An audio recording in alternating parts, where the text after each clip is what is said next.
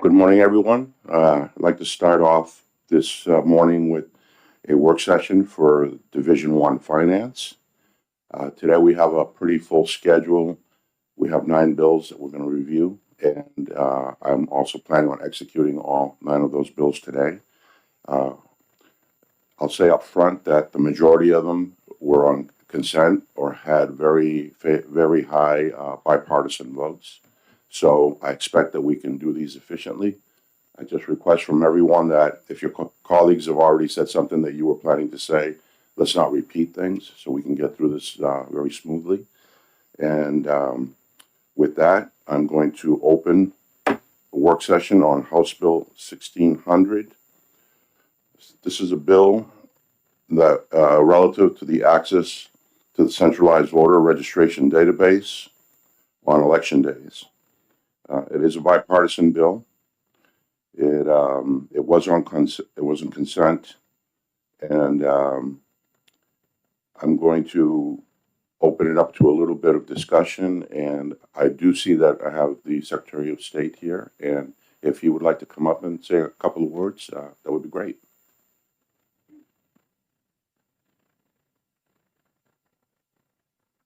Thank you, Mr. Chairman, members of the committee. I'm David Scanlon, Secretary of State. And I'm pleased to say that we are already doing pretty much everything that is called for in this bill. We have a brand new statewide voter registration system that we've set up. It has connectivity to all of the town clerks and the supervisors of the checklist in the state. To the extent that access to the internet exists in polling places, the clerks and the supervisors of the checklist will be able to connect with the statewide voter registration system on election day from the polling place. We have MOUs in place with the Division of Motor Vehicles and the Division of Vital Records to incorporate the data that they have to help voters access proof of documentation at the polling place. So the bill is probably not necessary, but if the legislature wants to put it in place, we don't have an issue with that either. There is one provision, however, in one of the amendments that passed, number 0626H. And in there, on the first page, lines 12 to 16, appears to be a provision that would require that we have electronic access in every polling place during the time that the polls are open. That is a moving target and is problematic because we all know that there are pockets in the state that do not have good access to the internet, or they have very poor cell phone service.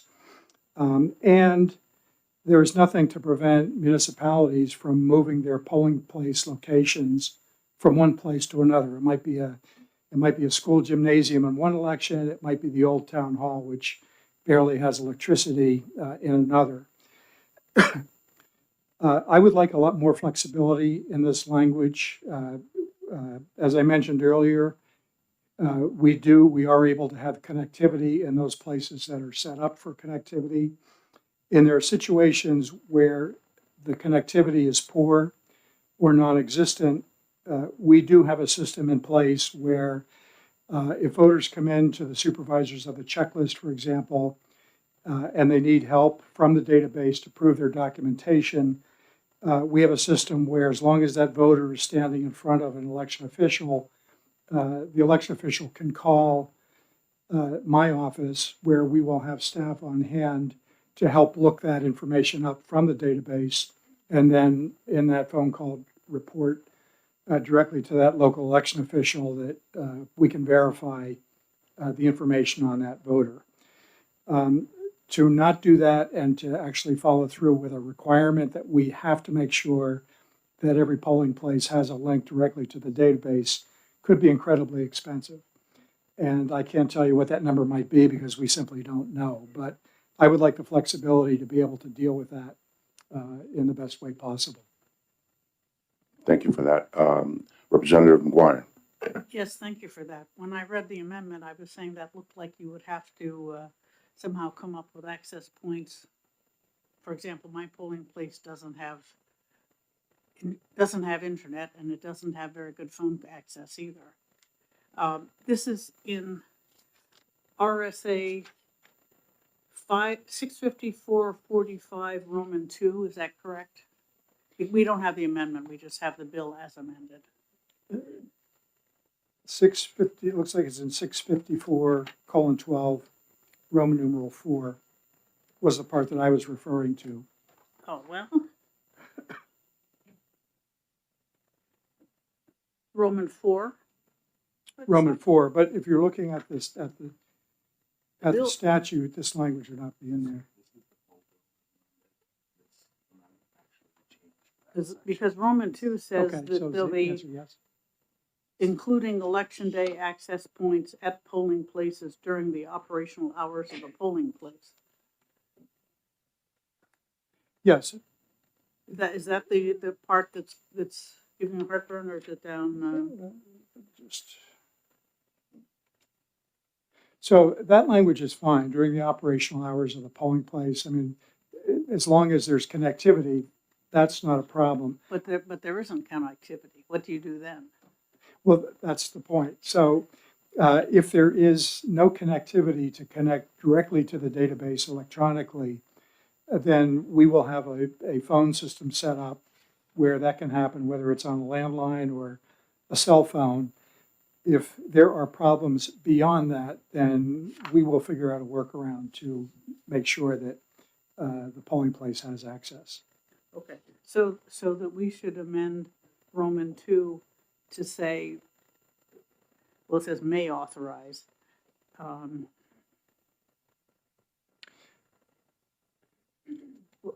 We'll have to work on what we would change, because Yes. I would be happy to work on language to help the committee out with that. okay. Any other, yes, Representative Muggs. Yeah, thank you, Mr. Chair, and thank you, Mr. Secretary, for coming in. I guess I'm confused.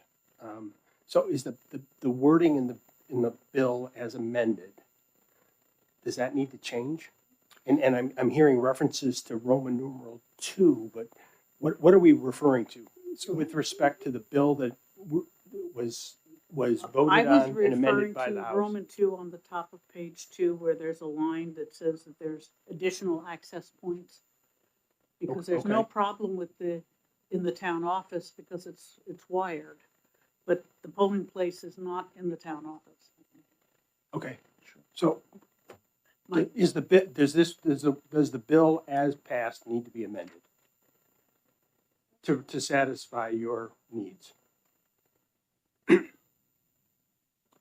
language that I was looking at is actually on the first page, Roman numeral 4, between line 6 and 9, where it says the Secretary of State shall work with the city and town clerks to ensure access on election day at the polling place. I'm sorry, Mr. Secretary, could you reference the line number in the bill that was amended by the House? Yes.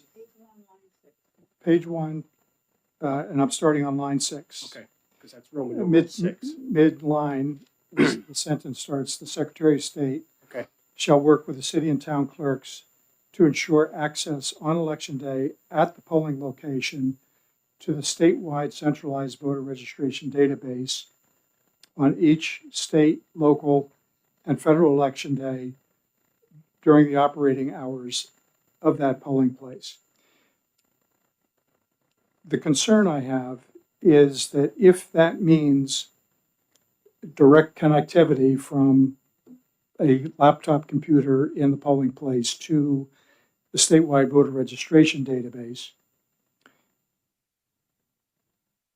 when there is no good internet access or even cell phone service, that not require us to have to come up with that connectivity, short of using an alternative method, like having a phone system set up so that we can use staff my staff on election day to help assist in the verification of voters. Because of the fact that polling places can move around within a town from one election to the next, particularly in a location where that connectivity may not be that great, it just could put a real burden, a financial burden on that process. That's what I'm trying to avoid. Follow-up? Follow-up? So it's starting to make sense to me. I'm sorry, it's still early in the morning and I haven't finished my cup of coffee. On page 2, which is, I think, some of the language that Representative McGuire was referencing, on page 2, lines 4 through 5, where it says the Secretary of State may authorize additional database access points in a town or city, including election day access points at the polling places. Would that address your concern?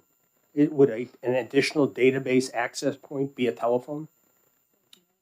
That certainly helps, but the idea is that during an election, you don't want the voters to have to leave to go to another location to fulfill this task.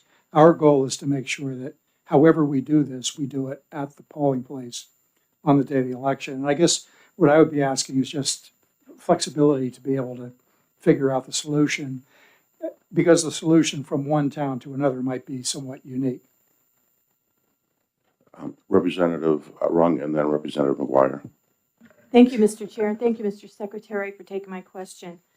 I think on page 2 that the line 4 through 6, I think is taken care of with the word may. But if you go back to page 1, section 6, when we were just discussing with Representative Munns, if it says the Secretary of State shall work with the city or towns to ensure access on election day. I kind of see that as direct and indirect access. And with indirect, it's encompassing of any type of access.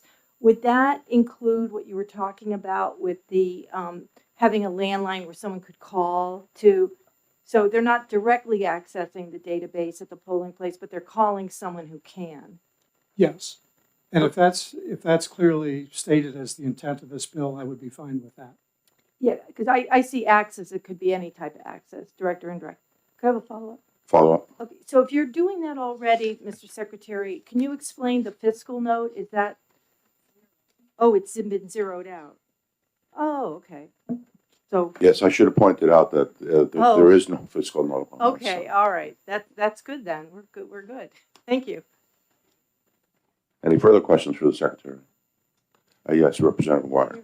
Thanks. Now that we've beat this up, would it be appropriate to say ensure direct or, if necessary, indirect access? Or do you think the discussion establishes the legislative intent? I think your suggestion certainly helps because it makes it clear in the statute that we just have to figure it out. The goal is to have access to the statewide voter registration database, but that depending on the resources in the town to make that happen, we have some flexibility to figure out how to deal with it. Thank you.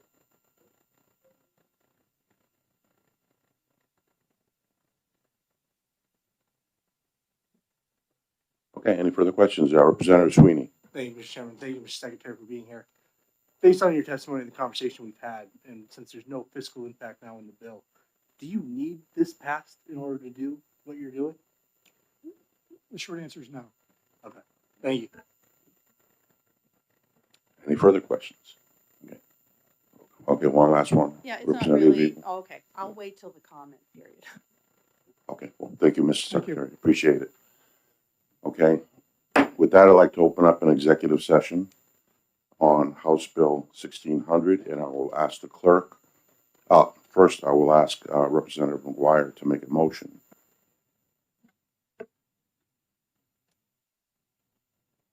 I move ought to pass with an amendment to say direct or indirect access on election day on page 1, line 7. Just putting in the suspenders. So that is to make an amendment. We can Yes, we can do that. do that. Okay. Do I have a second? I'll second the motion.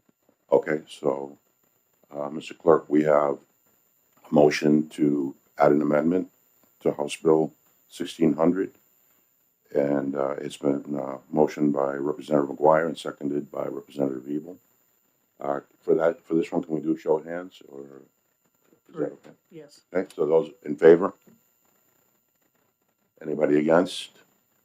Okay, looks like 9-0. And with that, I'll recognize Representative McGuire to make a further motion. Ought to pass with amendment. I'll second it. Okay, and I'll ask a quick question, Representative Quick Runs. question. So, I mean, what we're doing is we're adding on line, just to clarify. So we're going to say on page 1, line 7, to ensure direct or indirect access. So we're adding direct or indirect. Correct. That's the amendment. Yep. Okay, fine. Thank you.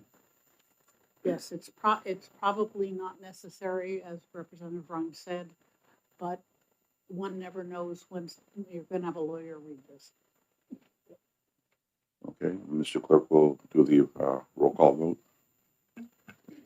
Thank you, Mr. Chairman. On the motion of ought to pass as amended, which was offered by Representative Carol McGuire. Representative McGuire, Yes. Representative Griffin, Yes. Representative Sweeney, Yes. Representative Weiler, Representative Evil. Yes. I will vote yes. Representative Munns, Yes. Representative Rung, Yes. Chairman Cambrels. Yes. Vote 9-0. Okay, so with a vote of 9-0, House Bill 1600 will be OTPA'd. Just consent. Yes, is there anybody that would not like that? Okay, so we'll put that on consent.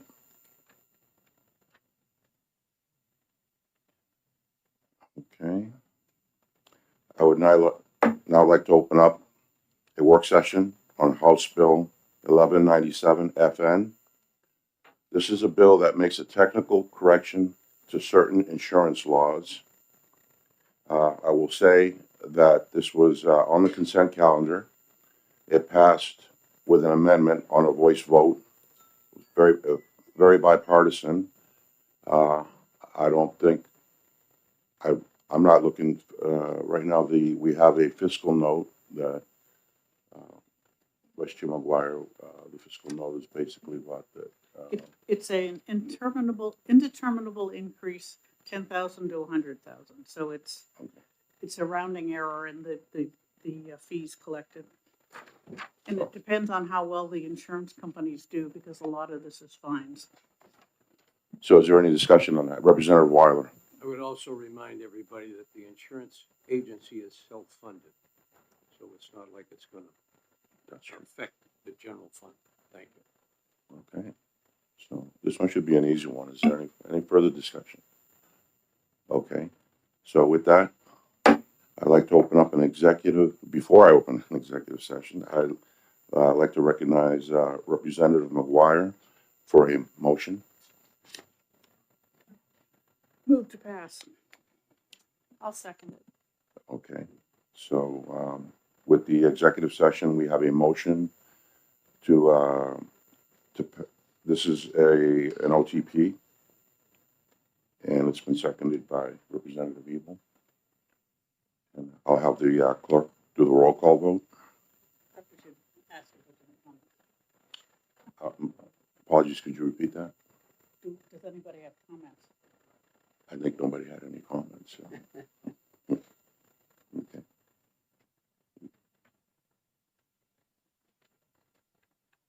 All right, Mr. House Chair- Bill, Okay, and it is an OTPA because it had been amended. So, We're not amending. it already, yeah, I'm sorry, it was already amended in the House. So, go ahead. all right, good to go. Sorry. All right, on the House Bill 1197 ought to pass. Motion offered by Representative McGuire, seconded by Representative Ebel. Representative McGuire, Yes. Representative Griffin, Yes. Representative Sweeney, Yes. Representative Weiler, Representative Ebel, Yes. I will vote yes. Representative Munns, Yes. Representative Rung, Yes. Chairman Cambrels. Yes. Vote 9-0. Okay, so with a vote of 9-0, the committee has voted to OTP House Bill 1197. Can we also put that on, can we put that on consent or no? Or no, because, okay. Mr. So- Chair, So without any objection, I'm sorry, the LBA? you don't have to decide for consent calendar. That will be decided at a full committee. Okay, so thank you. You're welcome.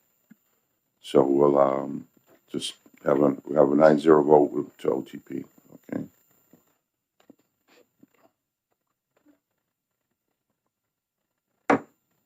All right, next, I'd like to open up work session on House Bill 1130 FN. This is relative to judicial performance evaluations. And I do believe that we have somebody, I'll recognize Judge Lynn first because he's this main sponsor for a couple of quick words, yeah. Thank you, Mr. Chair and members of the committee. I'm happy to answer any questions if anybody has them about the, the sort of substance of the bill. What I really wanted to just spend a moment about and is the fiscal note issue. And I guess what I would say on that is I have no doubt that in the next budget, there would need to be some adjustments made if this bill passes. I have to say candidly, and with respect to my former colleagues in the judicial branch, I'm not sure that I agree with what is claimed would be necessary immediately. It seems to me to be just completely candid. It seems to me that the judicial branch will be able to get by for the rest of this biennium, the one we're in right now, without any significant, without the increase that's projected here. And I say that for a couple of reasons. First of all, even when, assuming this bill passes and becomes law, it's going to take some time for the judicial branch to kind of implement and make their own internal regulations and rules in terms of how they're going to implement the revised system. That's going to take a little time, and during that time, they are not going to be needing to hire per diem judges to do the in-court observations. Number one. The second thing I would say is I have real questions about whether or not it would be appropriate simply to use per diem retired or per diem judges to do the in-court observations. First of all, the per diem judges are all circuit court judges. Some of the judges that will be being evaluated are superior court judges. I'm not sure that it would make sense to have per diem judges doing that. Secondly, I also think that some of the per diem judges presumably would not be judges who had at one time been full-time judges, and I'm not quite sure whether that would be a good idea. I'm not saying you wouldn't want to do that sometimes, but I'm not sure that you would want to do that all the time. And then the last thing I would say, and I just say this candidly and with respect to as I said, my former colleagues, my view has always been that full-time judges in New Hampshire are paid a very reasonable salary, and for that, they are expected to work. They're not expected to work just 40 hours. You work until the work gets done, and to the extent that there's a little bit more in time required for some judges who are active judges to do some of the in-court observations, frankly, that's the way it goes. That might mean that, a judge works a little more on the weekend than they normally do. But you want to be a judge, you sign up for working more than 40 hours a week. And that's just the way it is. And I have no problem with that. That's really all I have to say. Thank you. Thank you. Any questions for Representative Lynn? Representative Rung? Thank you, Mr. Chair, and thank you, Representative, for taking my question. I have a question on line 28 of page 1. It says the JPE program shall anonymize the questionnaire and compile the questionnaire results. So does that, I mean, you could take the name away, redact the name of the judge that's being evaluated, but would there be answers given on the questionnaire that could still identify who that judge is to the public? Well, you know what I would say, Representative, just let me answer the question this way. This bill, one of the big changes it makes in the evaluation process is the names of the judges who are evaluated will be identified. That is a big change. But what you may be asking is, I think what they're talking about anonymizing is the identity of the people making the comments. That is already the case under the current evaluation process. That is already the case. The names of the people who submit their questionnaires are not disclosed, and that would not be disclosed under the new system.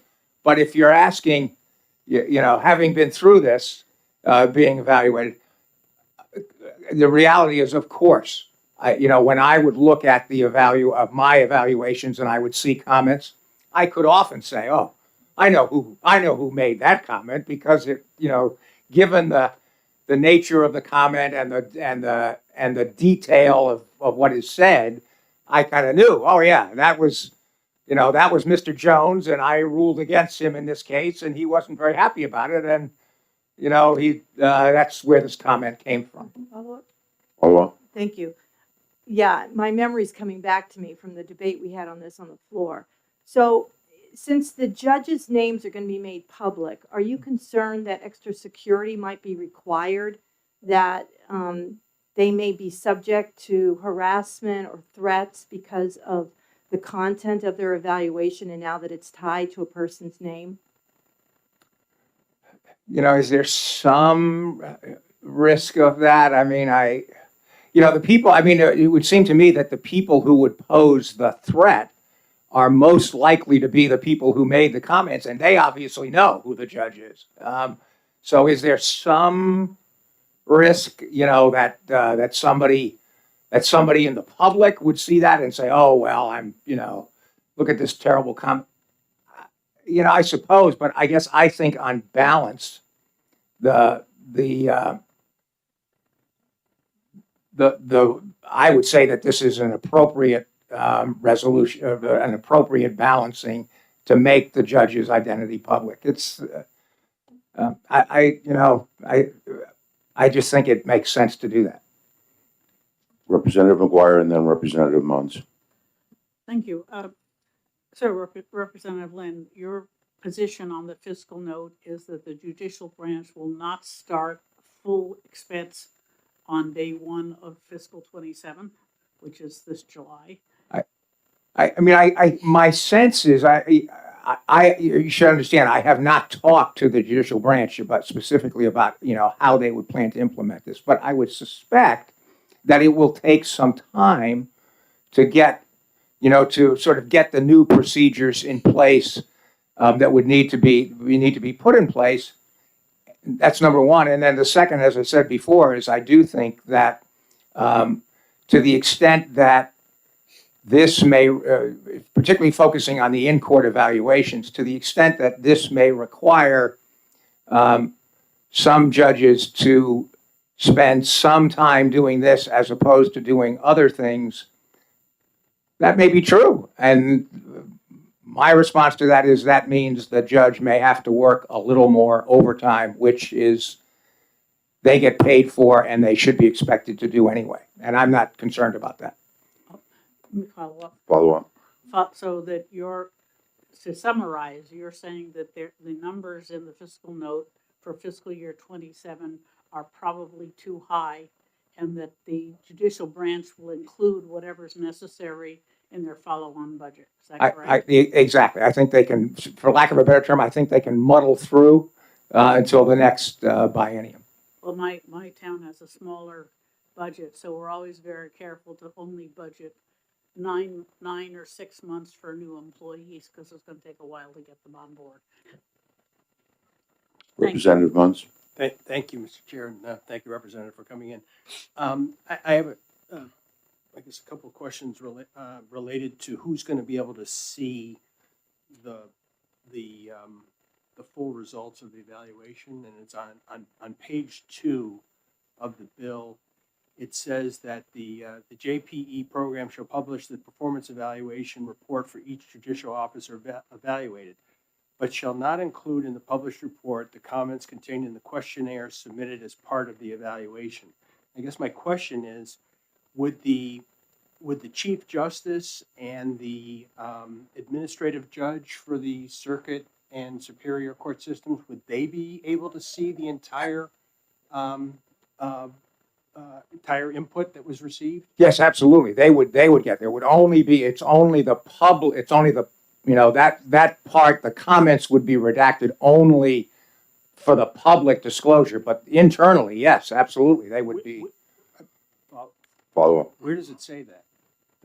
I think, doesn't it say that, isn't it worded to say that, but shall not be disclosed? I thought it was worded, I don't have the bill right in front of me, but I thought it was worded to say but the commentary shall not be disclosed to the public. I thought that's what it said. Well, that's what I think I was reading. Yeah. But it doesn't, I didn't see anywhere, and I may have missed it, I don't see anywhere where it says that the Chief Justice and the administrative judges will be able to get that input.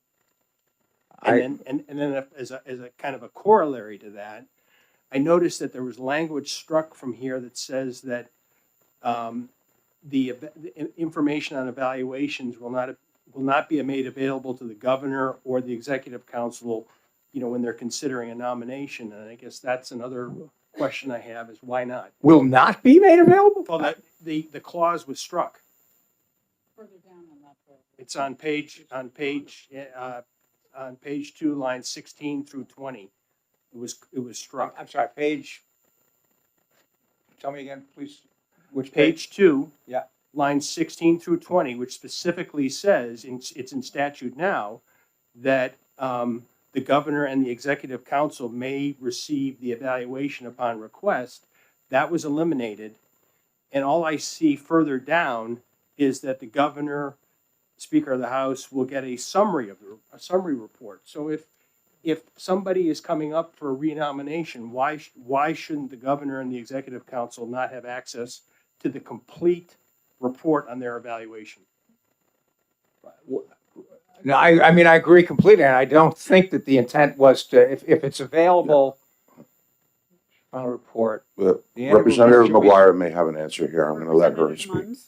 Munns, the reason it doesn't need to be provided specifically to the governor and executive council is because it's been published to the world.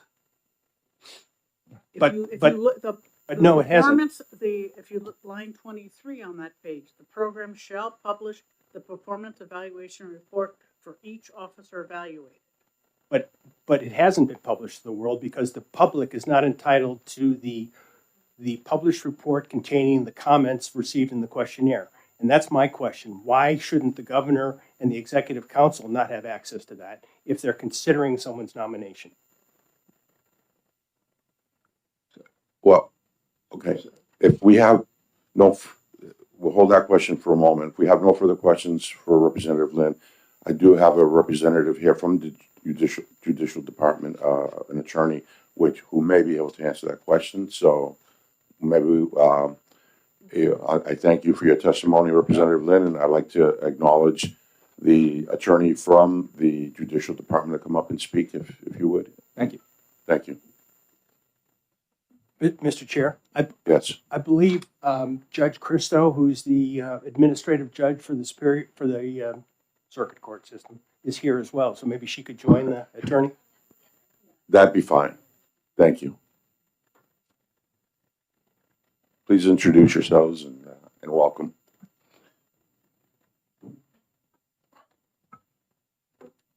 Thank you, Mr. Chairman. I'm Ellen Christo. I'm the Chief Judge of the Circuit Court. And my name is Lauren Warner. I serve as Deputy General Counsel for the Judicial Branch. And we're happy to answer any questions that the committee might have. Yes, do you want to follow up, Representative Muntz? I guess I would like to follow up on the question that I had asked. And then I have another question, but I'll wait till later. So maybe you could answer my question. This one on the, I'm trying to understand what information will be available to you as the administrative judge for the circuit court system and your colleague on the Superior Court and also the Chief Justice. Do you see and hear that you will have the ability to contain the full breadth of comments that were received? And then also the question I had about whether or not it's clear whether the governor and the executive council can have access to that information. sure. So as the Chief of the Circuit Court and the Chief Justice of the Superior Court, right now Judge Howard and I have full access to all judicial nominations, not nomination, evaluations. Also, the Chief Justice of the Supreme Court does as well. Although this bill doesn't specifically refer to continuing that, I would assume that we would continue to because somebody has to head up that evaluation process. I think you are correct with regard to the changing on the language here that by striking the language of the governor and council having access to the full report, that because it's public, they would have that report already, but you are correct that with the language here, they would not have all of the comments that go along with the report. Follow up? So thank you. I mean, would it be, I don't know if better is the right word, but more clear if we just inserted language in that said that you and your peers and the Chief Justice would specifically have access to the full comments? So I can't tell you whether I think it's a better idea or not. Certainly, if you had language in there that specifically referred to it, it would be clearer. Representative Evil. Thank you very much for coming today. It's good to see you. Pleasure. Zeroing in on the fiscal note discussion, you were the folks that prepared it, and I'm inclined to want to hear your analysis of it. Sure. I'm going to let Attorney Warner here start with the numbers, and then I'll be happy to follow up if you have any further questions. So just in summary regarding the fiscal note, we have under the proposed bill, there would be approximately 94 to 95 judges that would be evaluated. Currently, the law is active judges. This expands that pool to judicial officers, which adds approximately 27 more individuals that would be evaluated through this process. In looking at that specifically, so it would increase the number of judicial evaluations that are done on an annual basis, as well as there are additional aspects that are added to the evaluation process. Specifically, we have the in-court observations as well as then statistical analysis of case processing time. So those aren't currently performed during the judicial evaluations as of right now. When we prepared the fiscal note, we viewed the in-court observation process as having, as noted previously, using retired judges who are familiar with the process but aren't actively sitting on the bench and hearing cases. So would have the availability, and the per diem rate for a retired judge is $764 per day. We assumed maybe a 2-day, so 1-day court observation and then potentially another day drafting the report, that part of that report.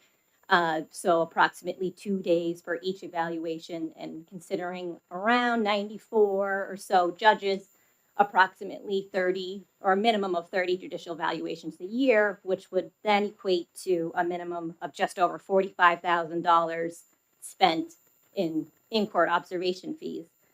We selected the per diem retired judges just due to the fact that they are familiar with the judicial process, but would not be interfering with potentially having to delay a case. They're not actively sitting on the bench and having to consider that within their docket time or of that nature. Additionally, wouldn't be individuals who are then evaluating their colleagues as they're retired and not actively sitting on the bench. So that's why the judicial branch and completing this fiscal note used the retired judges. Additionally, just adding,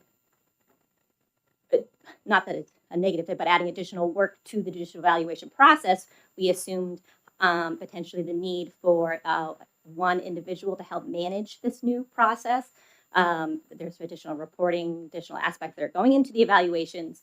So we assumed a deputy clerk 3, and that potential that salary runs at a minimum. Well, with salary and benefits, the first fiscal year would be just under $110,000 and slightly increases each year.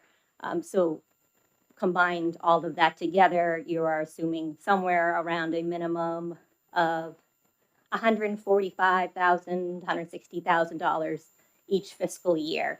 We included in the fiscal note of up to $500,000 as the maximum point, but I would assume a minimum based on how we viewed the bill and the work that would be required at that a minimum of around that $160,000 per fiscal year. Certainly, the bill is noted to take effect 60 days after passage.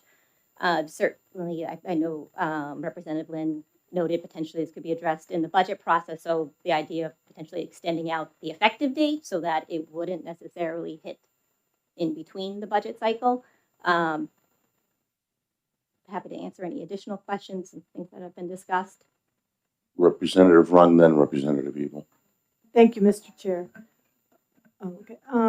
When you said that this is now going to include additional judicial officers, does that include hearing officers who might hear like DUI appeals or things like that? So the additional officers that it would include are, in essence, part-time judges that are not included in the process right now. So that would include judges who are retired on senior status. So those are part-time judges, but they have not attained the age of 70 yet. It would include the judicial referees. Those are typically judges who have retired and they have reached the age of 70, so they can no longer be considered a judge. So we often, in order to meet our dockets, we hire some of those folks back as judicial referees. Those individuals are not currently being evaluated. Only full-time judges are being evaluated. So that's the additional 27 to 30 people that we believe will be evaluated under this new legislation. Okay, follow up, Mr. Chair. Follow up. So how many of those would you say, those extra that aren't being evaluated now? I believe it's 94? I believe it's an additional 27. So the total would equal approximately 94.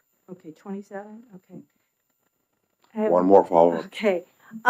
My concern too is just having all this information out in the public, okay? The judge's name, their performance evaluation. I just think there's an added security risk. People are reading that on the internet. Are you concerned at all about that there may be a need for additional security when this becomes public? So I will share with you, I guess I'm not speaking at this point as on behalf of the judicial branch as a whole, but as a judge in my individual capacity. I would share with you that I do think that that is a concern. I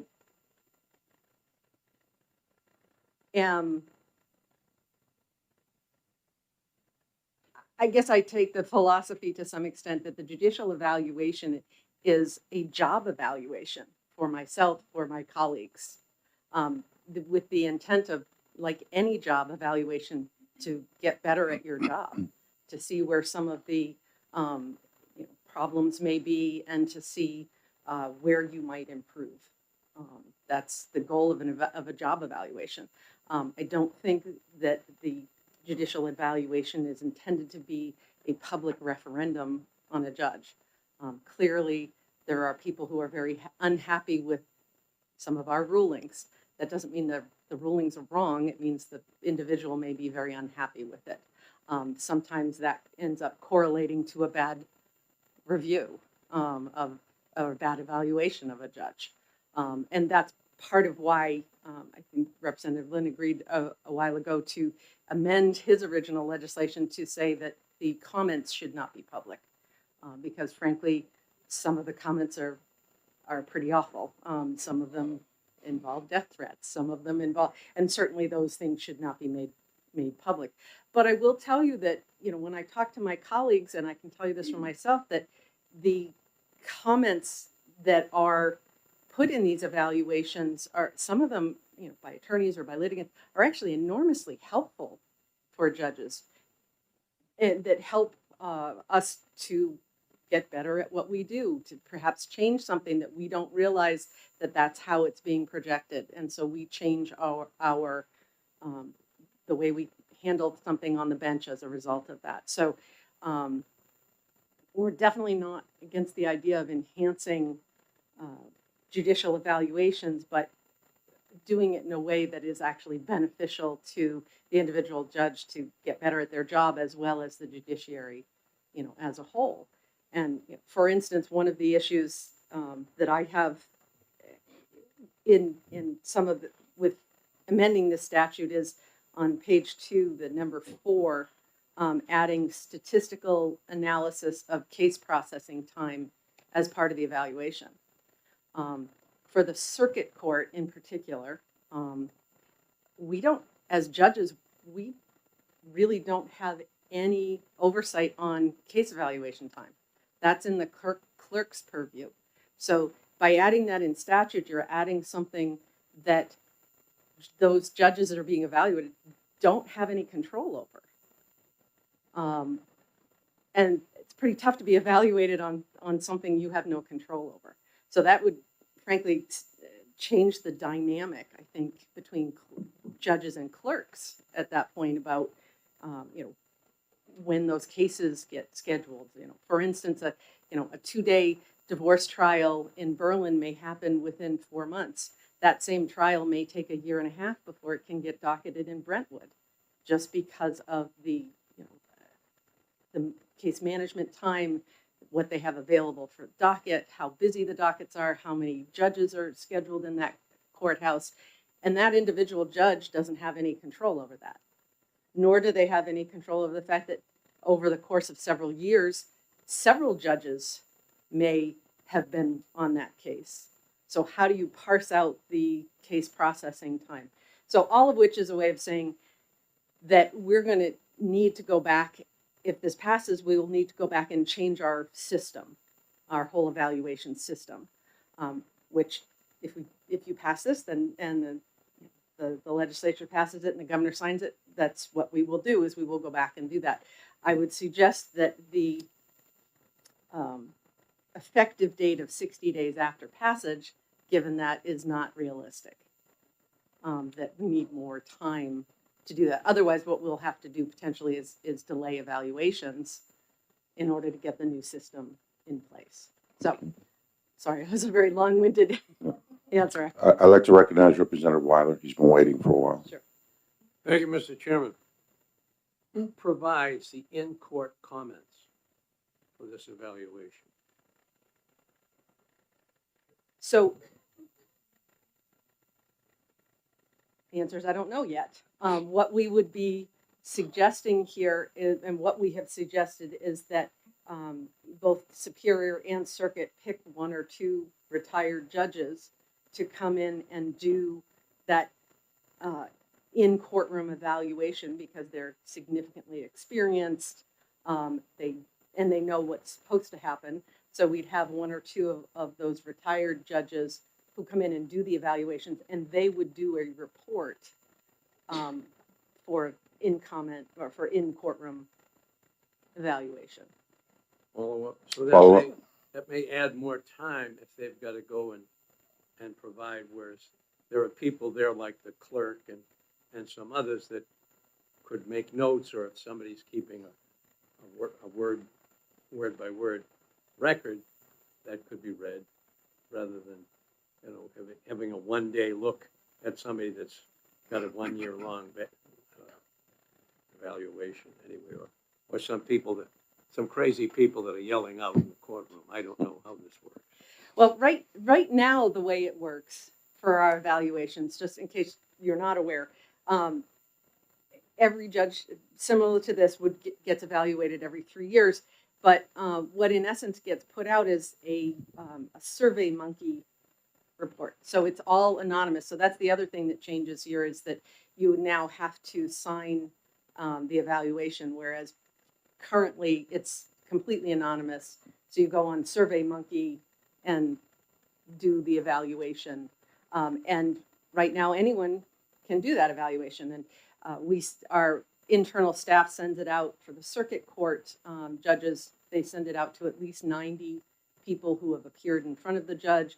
Then the QR code for Survey Monkey gets published in the Bar News, and it goes out to many other types of organizations, and they publish it. So, but I will say that even with all of that, last year the average number of people in the circuit who responded to circuit court evaluations was 24. And we, over a 3-year period, have thousands of people who appear in front of us, and 24 actually did evaluations on average. Thank you. Any further questions? Representative McGuire. Just a comment, if that's as few responses as you get, I certainly hope yourself or your counterparts are actually looking at what the judges are doing, because you can't trust the data you're getting from these other people. Well, and I think that's one of our concerns with making all of it public is, are we really going to make public a evaluation of a judge based on 24 people when thousands appeared in front of them? That's why I'm saying that I hope that the in-court observations by judges, and possibly, as Representative Weiler suggested, getting comments from your clerks, would be very beneficial, because they're probably much more reliable. Thank you. Thank you. Okay, one last question. The judicial system is a separate branch of government, and I have deep respect for what you're doing and your methodologies. I have to believe that the evaluation for processes for judges that you have now, that you're constantly looking at and honing, is very well developed, because you're trying to make your judges the best judges they can be. Is that correct? I think that is correct, and that is a large part of my job as the chief judge of the circuit court, to work with judges, to deal with any problems, and to handle anything that comes out of those about the evaluations that we do have. Okay, thank you very much for coming in today. Appreciate that. Thank you, Representative. So with that, I'm going to close the work session on House Bill 1130 FN. It's my intent to take this up a little bit later today to exec it. We will be having a short caucus that will allow both sides to discuss this a little further. Okay. And with that, I'd like to open up a work session on House Bill 1457 FN. This is a bill relative to the natural organic reduction of human remains. And I'll open it up to discussion first, if there is any. Representative Run. Well, I know the prime sponsor is here, Mr. Chair, Representative LaMontagne. Would it be okay if she came up so we could ask her questions about it? Okay, I'm going, like I said, normally this is a work session, and I'll allow just a short brief. I will point out that this was a bipartisan bill, It had a vote of 10-4. It passed the House floor with a very high margin of 301 to 48. So I like to move things along quickly, but I will accept if you'd like to come forward and make just a quick brief so that people can understand what this is all about. And as far as a fiscal note, it says that it's $10,000 it's an indeterminable between 10,000 and 100,000. Maybe that's something you can speak to as far as your opinion on that. But and that would be to start in fiscal 2027 and continue through 28 and 29. Please introduce yourself. Yes. Thank you. Thank you, Mr. Chair and members of the committee. I'm Representative Jessica LaMontagne from Dover, and introducing this bill because I'm really interested in alternatives for final disposition as we're moving into the 21st century. And natural organic reduction, it just offers another alternative. And many consider it an environmental alternative. And it is, it allows natural decomposition, but in an accelerated container. And like cremation, families can choose to disperse the remains. But most often, the remains from natural organic reduction are donated to forest conservation projects. And I'm happy to take any questions. Thank you. Would anybody like to ask any questions? Representative McGuire and then Representative Run. Good morning. I remember 2 years ago when we were looking at this, we Yes. had a big issue with how we would have a respectful disposition of the remains, considering there's quite a lot of them. How have you, I've read the bill, but I'm not sure how you actually plan to solve that issue.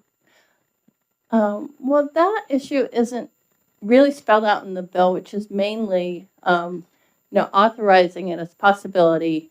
And it's about how we set up the regulatory oversight. But same with cremation, what people do with the remains is not spelled out in statute. But families may take a small amount home because the volume from this process is pretty large, the result, because you add a lot of organic material to it. So families may take some of those remains and perhaps scatter it around a tree or plant a tree in their yard in honor of loved ones. But usually the natural organic operator will have a contractual arrangement with a conservation project, say, and the soil will be brought over there to be used. But in the bill, it does specifically say that when the family signs off that they either want some and the rest they consent to be distributed as the operator chooses. And it also is covered in there, if no one comes and claims the remains at all, that they have a right to distribute the remains to their partnering conservation project of their choice. Representative Evil, or was it Representative Run? Sorry. Go ahead. Thank you, Mr. Chair. Thank you for taking my question. As amended, how did it change the fiscal note? Because right now it's a wash. Yes, the amendment had nothing to do with the fiscal note. The amendment just made very minor changes in wording with a definition here or there, or it didn't have anything to do with the fiscal note. And as far as finances, the initial cost of setting up the oversight and writing the rules would be the biggest expense. But as operators apply to bring this service to New Hampshire, they will pay the application fees, so that's how it is sort of a wash. And I think it's likely that we may see 1 or 2 operators applying. But there is a company, Earth Funeral, that's very much interested in opening in New Hampshire and even making New Hampshire their national office. Great. Representative Munts. Thank you, Mr. Chair. Thank you for coming in. I noticed that in the bill, it says that a NOR facility may be constructed at any location consistent with applicable zoning and environmental regulations. During the testimony in the policy committee, was there any concern raised about needing to do anything to enable municipalities? Do we need to have any enabling legislation to provide municipalities with the ability to regulate this? I don't think so. You know, compared to cremation, there will be a lot less impact environmentally at the location. It may just be a matter of preference. You know, I think in some, I've visited a facility in Seattle, Washington, and they call themselves a funeral home, but they are located in industrial park. Just, you know, they needed a more of a warehouse type facility. And maybe that was how they might protect themselves from people being bothered by the idea of it. But I think that would come down to a local decision if someone applies for a building permit and to operate, that there could be a discussion about it. But I don't think we need enabling legislation, no. Thank you. Any further questions? Representative Weiler. As far as fiscal notes, it seems like OPLC is mostly self-supporting. It's put by the license fees, so it's not a big drain on the general fund. Thank you. Yes. Thank you for pointing that out. Okay, well, thank you very much for your Great. testimony. Thank you. Okay, and with that, I'd like to open up an executive session on this bill, and I would like to recognize Representative Ebel for a motion. Thank you very much, Mr. Chair. I'd like to move ought to pass on House Bill 1457. Seconded by Representative McGuire. Okay, so when the clerk is ready, we'll do a roll call vote.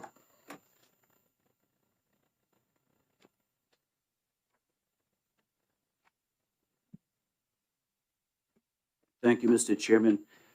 House Bill 1457 was moved on to pass by Representative Ebel, seconded by Representative McGuire.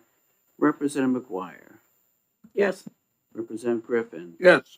Representative Sweeney. Yes. Representative Weiler. Representative Ebel. Yes. I'll vote yes. Representative Munns. Yes. Representative Rung. Yes. Chairman Cambrels. Yes. 9-0. Okay, so with a vote of 9-0, we will OTP House Bill 1457N.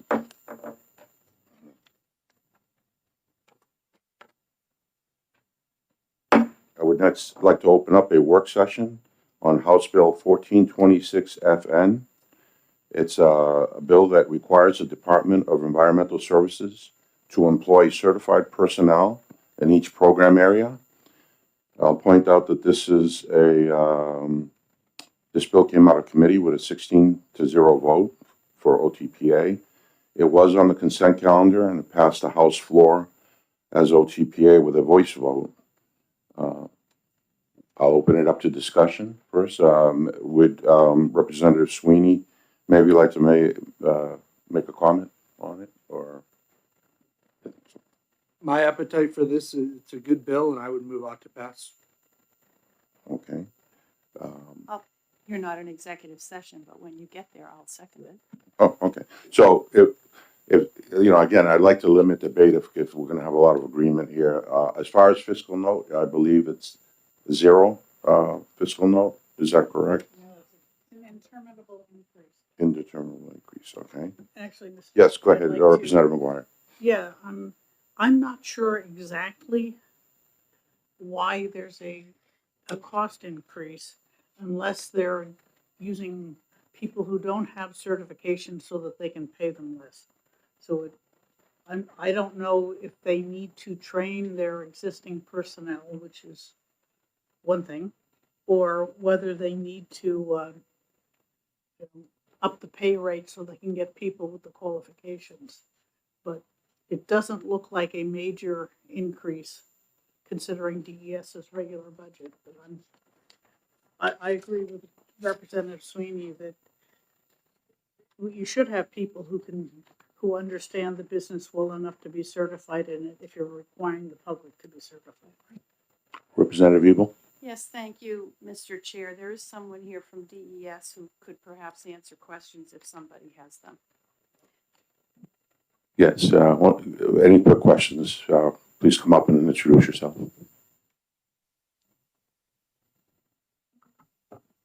Good morning, Leah McKenna from the Department of Environmental Services. I wasn't here prepared to speak on this bill. I would love to take a copy of it and see if I might be able to answer that question. I'm more than happy to help with the answer if you'd like. Yes. go ahead. Just helpful. So based on the fiscal note worksheet we received back by the Department of Environmental Services, to Representative McGuire's point, they may have people in these positions that are already certified to do this, but some of the positions may need new job postings that have certain certifications. And if people are moved to those positions, they may get paid more. Additionally, if they don't have somebody in a position who has the certification, they may need to contract out for certain positions that meet those specific requirements. So that's where that indeterminable increase comes with the 100,000 to 500,000.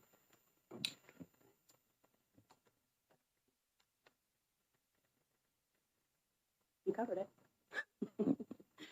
Okay. Are there any questions? Seeing none, you did a great job.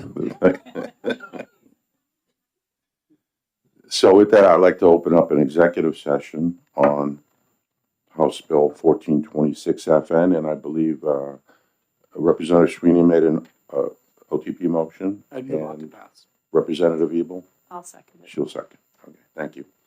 And I'll ask the clerk to do a roll call vote.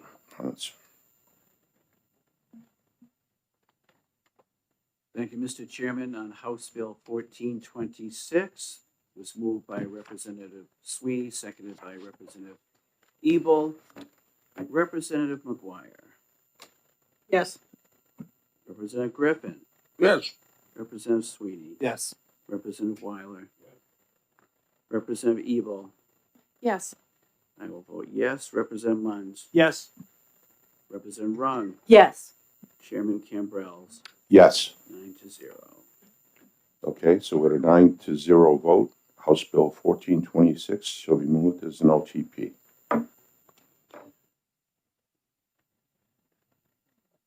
I would next like to open up a work session on House Bill 1622 FN. This is a bill that requires the state to develop additional solid waste disposal capacity. I will point out that this bill is slightly bipartisan. It came out of committee 13-1. It was on consent calendar as an OTPA. It passed there with a voice vote.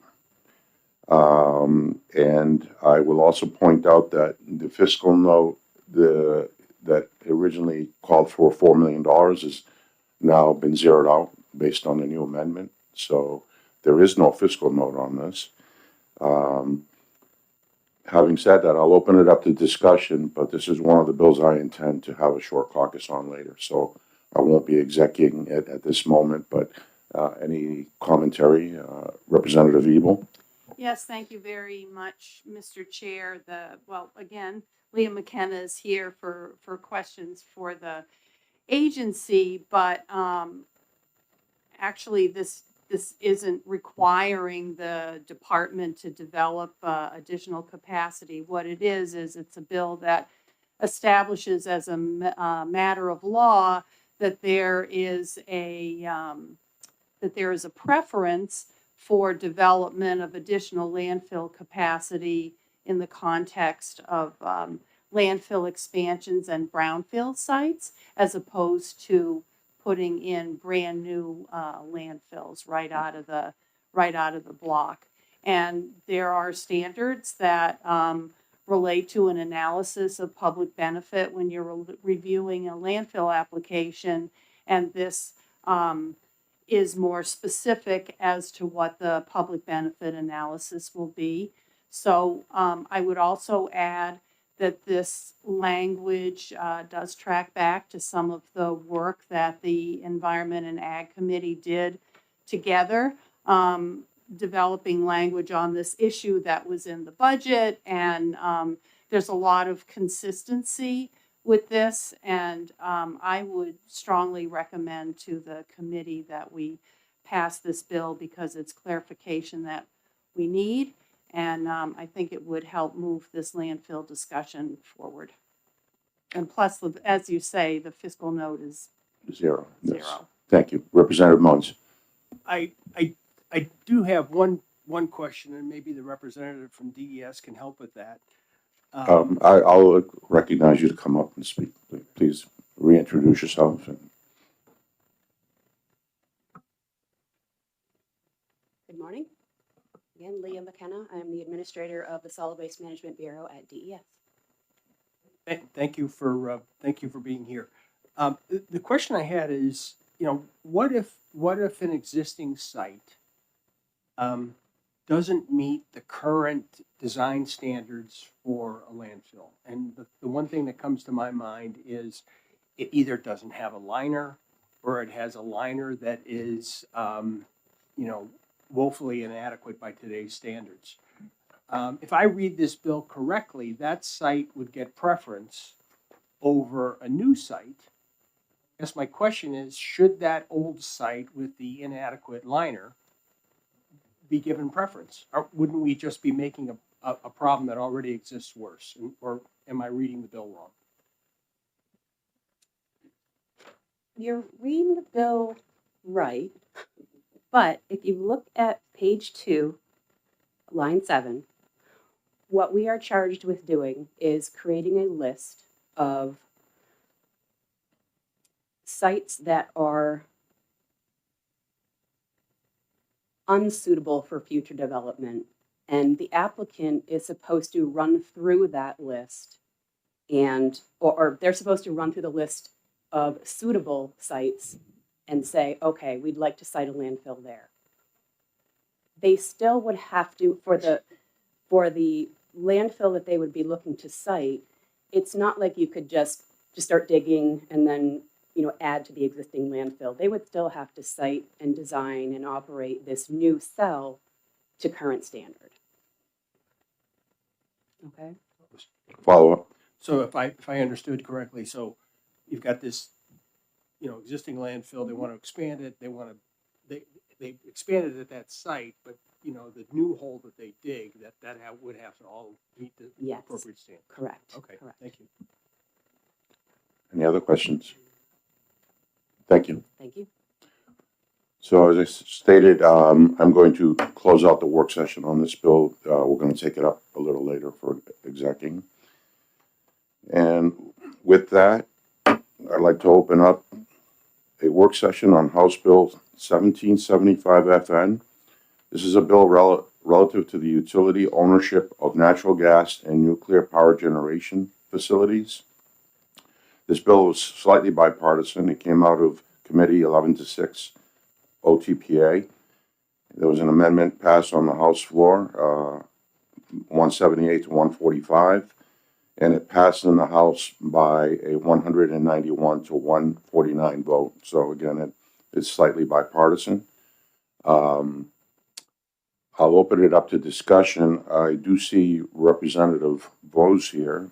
If he'd like to come up and make a couple of comments first, so then questions could be asked. Welcome.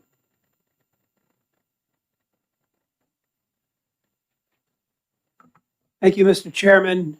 Thank you, members.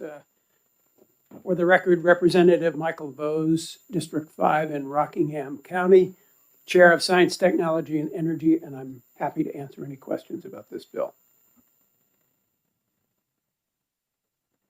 Representative Ebel.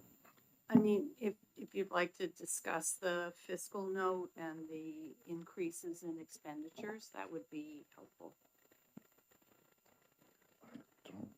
So the Public Utilities Commission had some significant staffing problems early in the year, and when given an opportunity to attach a fiscal note to a bill, they basically tried to deal with their staffing issue in the fiscal note. And that includes the fiscal note attached to this bill.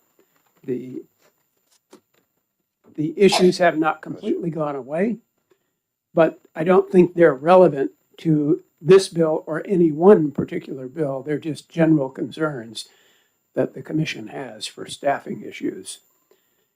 Now, part of that staffing problem resulted from the fact that last September, Governor Ayotte asked the then chair of the Public Utilities Commission to step down, but then did not appoint a successor until just 2 weeks ago, when she recommended the Deputy Commissioner of the Department of Energy, Christopher Elms, for the position. He was confirmed last Wednesday at the Executive Council meeting, so he will now be the chair of the Public Utilities Commission. That puts the commission itself back at full strength, 3 commissioners sitting.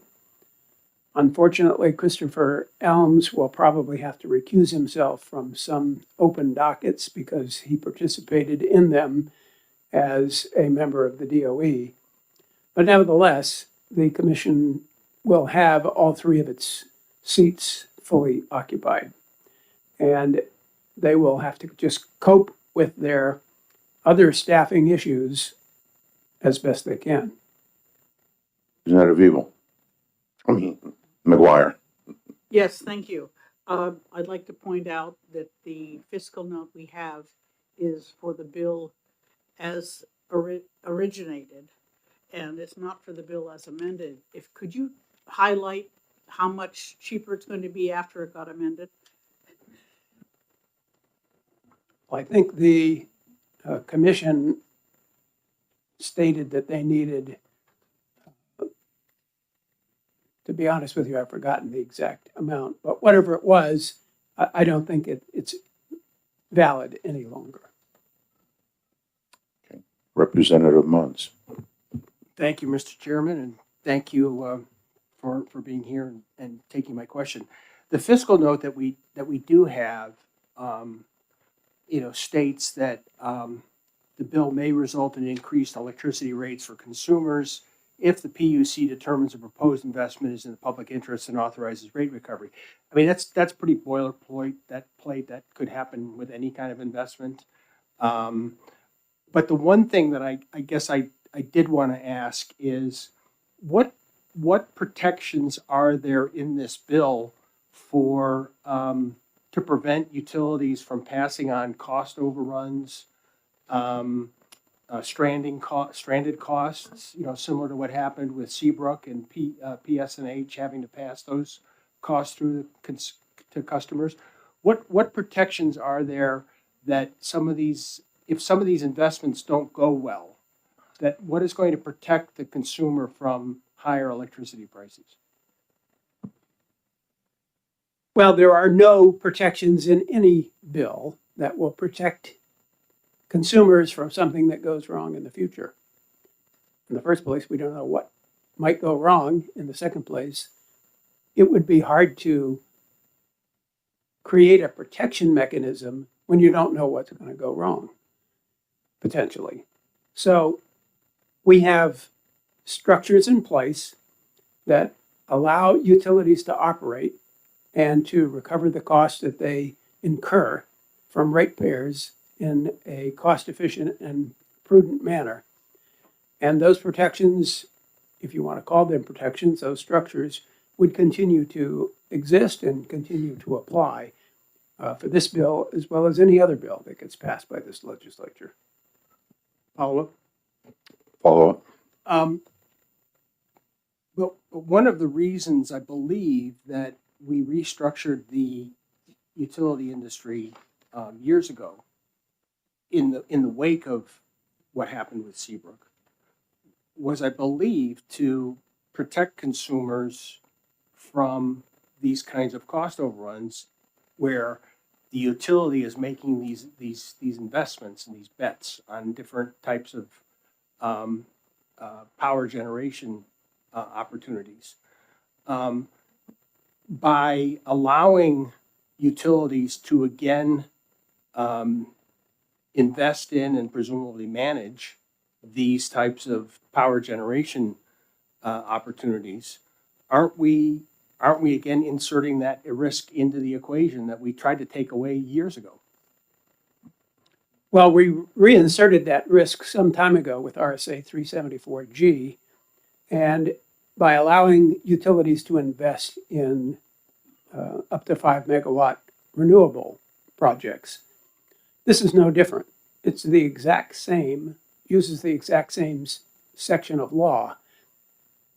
It just allows it for other types, not just strictly renewable generation.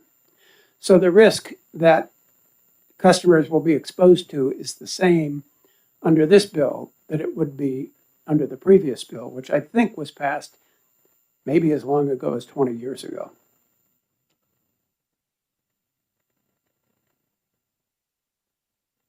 Representative Sweeney.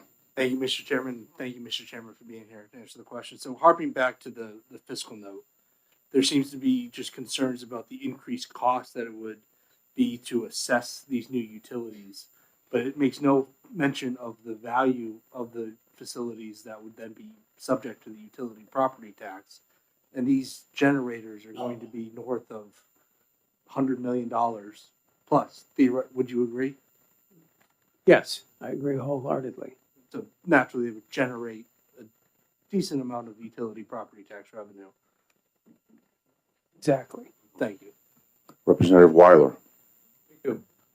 So I remember when we decided that there was a conflict of interest for the electricity provider to be also the electricity generator. And they had to sell off their generating. I'm not so sure that was a great decision, and this seems like we're second guessing that decision. And as you say, we're letting them get back in, because if you've got to do something to control your input that you're selling, and to say no, you've got to take it from whoever's going to provide it, which is kind of a little unstable in my mind. So I favor this, letting them get back into some of the generating facility. Thank you. I would just respond to that by saying that's a long discussion that we could have at some point. The unintended consequences of the restructuring of our electricity industry that we went through back in 1996, that was just completed in 2018. But I agree with you that there were numerous unintended consequences that we're grappling with today, such as a lack of ownership responsibility for new generation. There is none. Nobody is responsible for creating new generation. Before restructuring, the utilities were responsible for that. But since then, nobody is responsible for that. Well, I'm in favor of letting the PUC oversee, so whether you're buying the electricity cheaper from your own generation or if it's offered from somewhere else at a lower price, then obviously the PUC should intervene and say, why are you doing this, rather than coming to the legislature and messing with the laws. The original point, of course, of RSA 374F was that open, free, and competitive markets would send the price signals that would stimulate generators to build new generation when it was needed. And that's probably true, but we have since distorted those markets by subsidizing certain kinds of energy, but not subsidizing other kinds. And so the ultimate responsibility for creating new generation sources is still in limbo. There's nobody that we can really count on to create it. And this bill addresses that problem in a very small and minor way by saying, okay, let's let the utilities up to 5 megawatts invest in facilities that can provide that energy. Any further questions? Representative Munz. Thank you, Mr. Chairman, and thanks for taking this question as well. On page 2 of the bill, there's a line that repeals RSA 374 G3(5), and looking at that, that refers to that it says any fossil fuel generation shall produce combined heat and power with a minimum energy efficiency of 60%, and that it also includes some emission standards. Why does that bill include that repeal? Why is that necessary? We passed that bill a while ago, and I will confess that I don't remember that detail. I don't know if anybody else is here who could answer your question, but I don't remember exactly why we did that.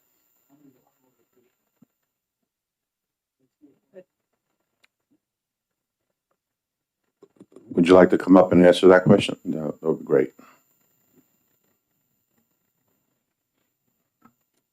Thank you, Mr. Chairman. I'm Jim Monahan with the DuPont Group, and I did work on the bill and the amendment on behalf of the New England Power Generators Association. So I can address that question and also a bit about the fiscal notes as well, if that's helpful. That would be great. Thank you. Yes, and Representative Munns, I don't have that. I can put it in front of me, but I think as a general matter, there's a strict prohibition on utility ownership or rate basing electricity. So under the original bill, there would have been the need for that relief for much bigger projects. And so I'm not sure. Are you looking at the amended version or the?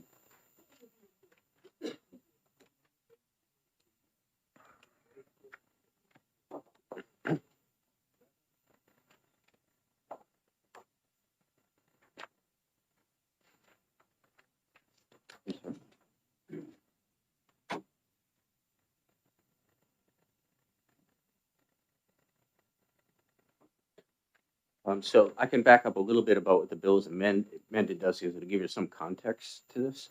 So the original bill would have been a pretty significant change in the way we regulate generation in New Hampshire. It kind of opened it up so there would be these big 100, 400 megawatt generation projects that the utilities would invest in and put into rate base. That was changed by the amendment to instead move away from that and just take an existing authority for the utilities to make investments in distributed generation, meaning less than 5 megawatts. But with and currently in state law, there's a cap of no more than 6% of their peak load, and it moves it up to 10%. So let me first address, so most of the fiscal note that you saw said, if we have to do this big $1 billion proceeding at the Public Utilities Commission to build a 400 megawatt gas plant, the PUC was going to need experts in resources, and the DOE would need them.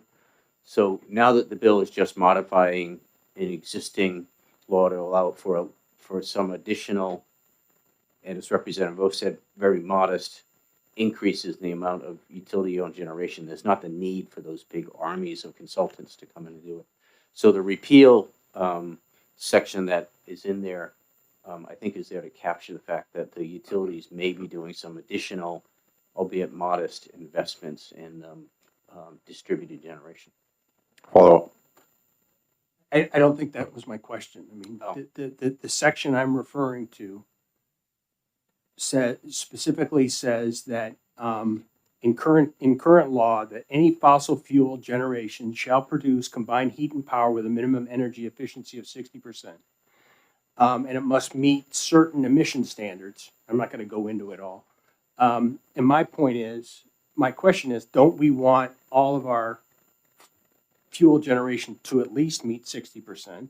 And don't we want to meet emission standards? And the question, I guess, is why in this bill is that section being deleted?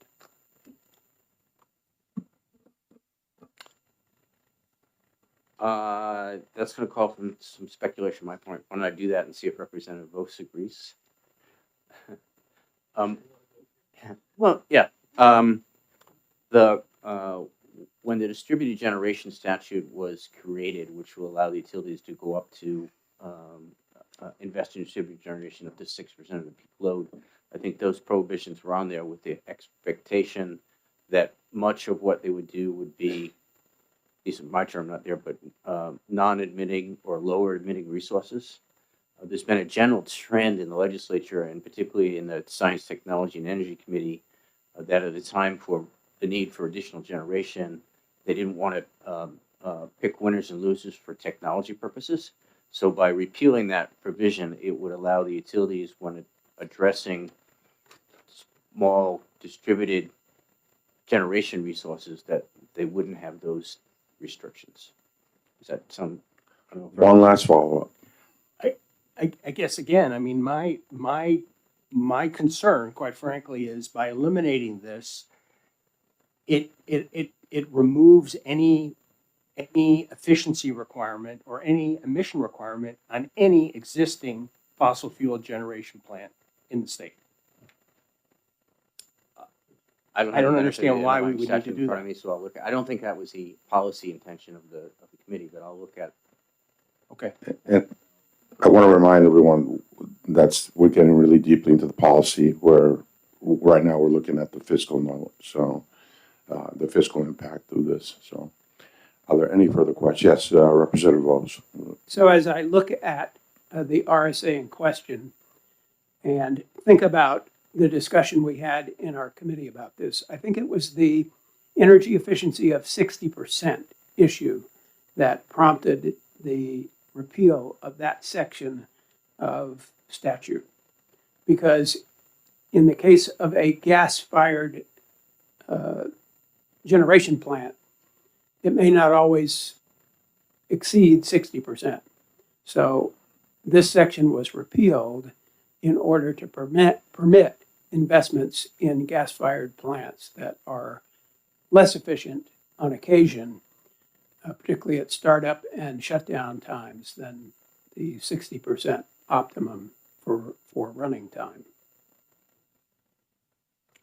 Are there any last questions? Yes, Representative Evil. This is actually for the LBA. I was curious, did you request a follow-on fiscal note or an updated fiscal note and there were no changes, or somebody said something about something being amended and maybe I misunderstood? If not, then Sure, I'm wrong. Representative Ebel.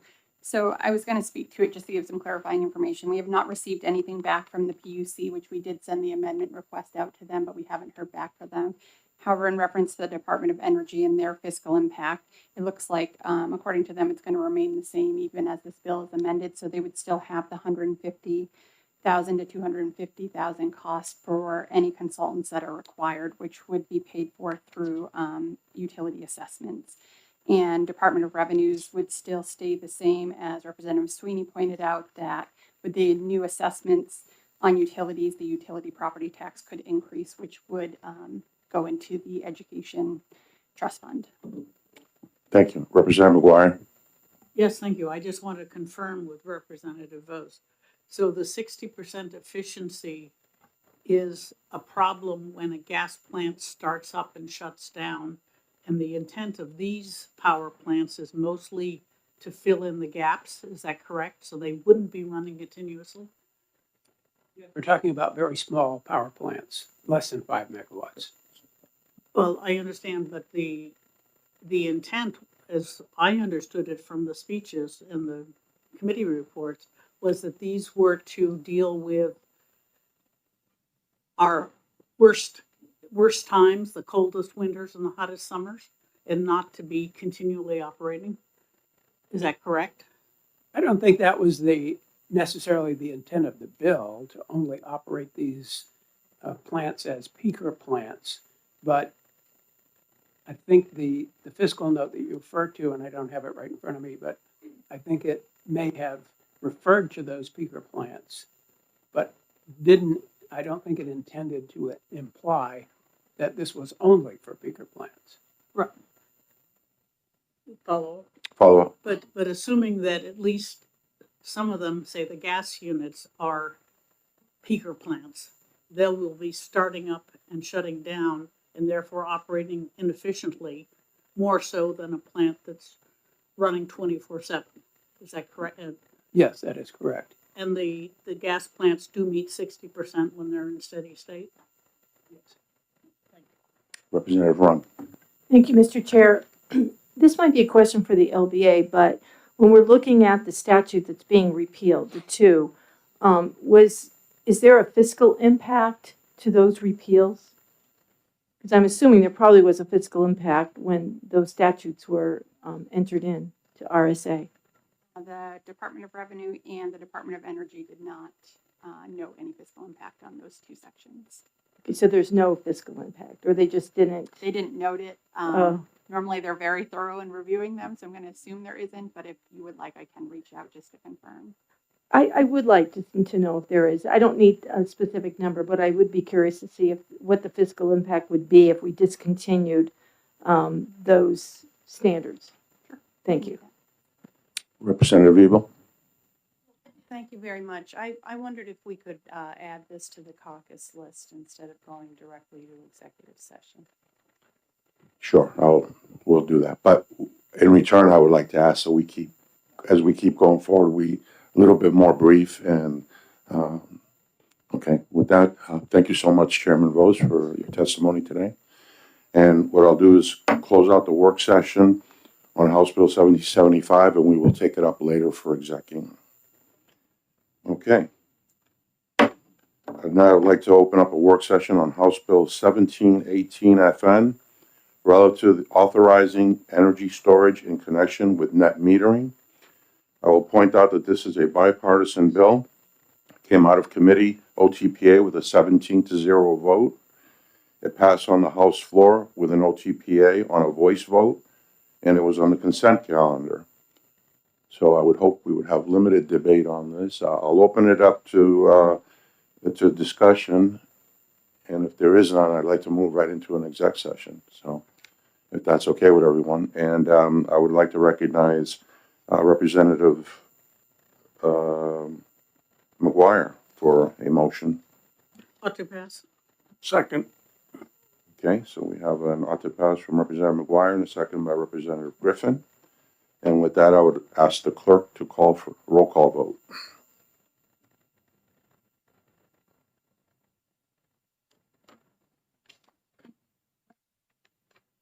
Okay, on House Bill 1718, it was moved by Representative McGuire, seconded by Representative Griffin.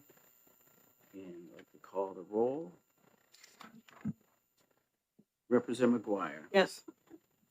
Representative Griffin. Yes. Representative Sweeney. Yes. Representative Weiler. Representative Ebel. Yes. Representative Leachman votes yes. Representative Munns. Yes. Representative Rung. Yes. Chairman Cambrels. Yes. Vote 9-0. Okay, so with a vote of 9-0, we will OTP House Bill 1718 FN.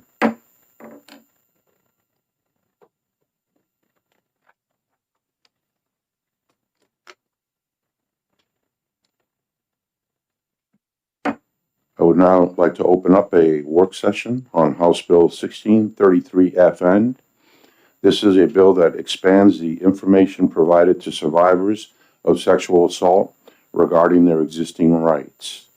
And what I would like to do is recognize Representative Reed to come up and give us a quick dissertation on this. Thank you, Mr. Chair. For the record, my name is Ellen Reed. I represent Rockingham 10, which is Newmarket and Newfields. And I'll just very briefly explain the bill. This is requiring that predominantly that doctors at hospitals notify someone asserting that they've been a victim of sexual assault of their legally existing rights. The current legal structure that we currently have a Survivor's Bill of Rights. It is the same Survivor's Bill of Rights as 46 other states.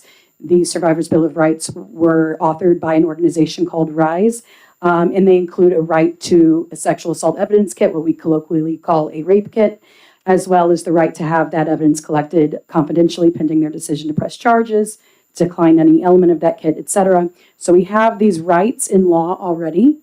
And then we also have a law saying the AG's office has to inform all of the hospitals and law enforcement agencies of those rights. But we have no law that says that those hospitals and law enforcement officers have to inform the victims of those rights. And so what we have is a situation where you have rights that mean nothing because they're being kept secret. This is based on my own experience being denied 4 years ago, a rape kit when I went to a hospital asking for evidence. And I later confirmed with the DOJ Office of Victim Advocate that her word was an epidemic of doctors who were not aware of the legal rights, specifically the right to a rape kit and how to deal with those kits. And so this bill simply requires that if someone comes to a hospital and says that they were assaulted, that the hospital doctors or nurses provide them a palm card, just like your patient bill of rights, and they can sign off saying that they've received it. So the history of this bill, I believe the chair mentioned it was unanimous out of committee this year. It was on consent calendar and passed on consent calendar. It was also put in 2023, which was just less than a year after my own assault. And that was also unanimous out of the subcommittee, unanimous out of the committee, unanimous on the floor, went into the Senate where it was hijacked with a non-germane amendment and then indefinitely postponed on the floor. That bill was identical to the language you have before you. However, there was no fiscal note in 2023. So thank you for letting me tell you about the history of this bill. I want to talk about specifically this fiscal note. In this fiscal note, the DOJ, unlike the last time, the DOJ is identifying 1,000 victims every year that are going into hospitals, saying that they've been sexually assaulted, reporting that assault, who would want evidence, but for the fact that their right to have evidence collected is being withheld from them, would have that evidence collected. That is what the DOJ's fiscal note is saying. I would argue that, and just for the record, I do think this fiscal note is extremely overinflated, and I'll get into that, but I would argue, even if it is not inflated, this is the job of the DOJ. We have no other crime, felony level crime, where the DOJ just goes, well, it costs money to collect evidence, so we're not going to investigate these crimes. And of all the crimes to do that to, this is the sexual assault is the most underreported and under-prosecuted crime that exists. So I called the DOJ about this fiscal note, and it was explained to me that the reason for their fiscal note was predominantly because they said that the swabs in the kit, and just to be clear, what a kit consists of is swabs, tape, plastic bags, and plastic containers for fluids. That is it. It is, in any other setting, pennies, maybe $1 worth of material.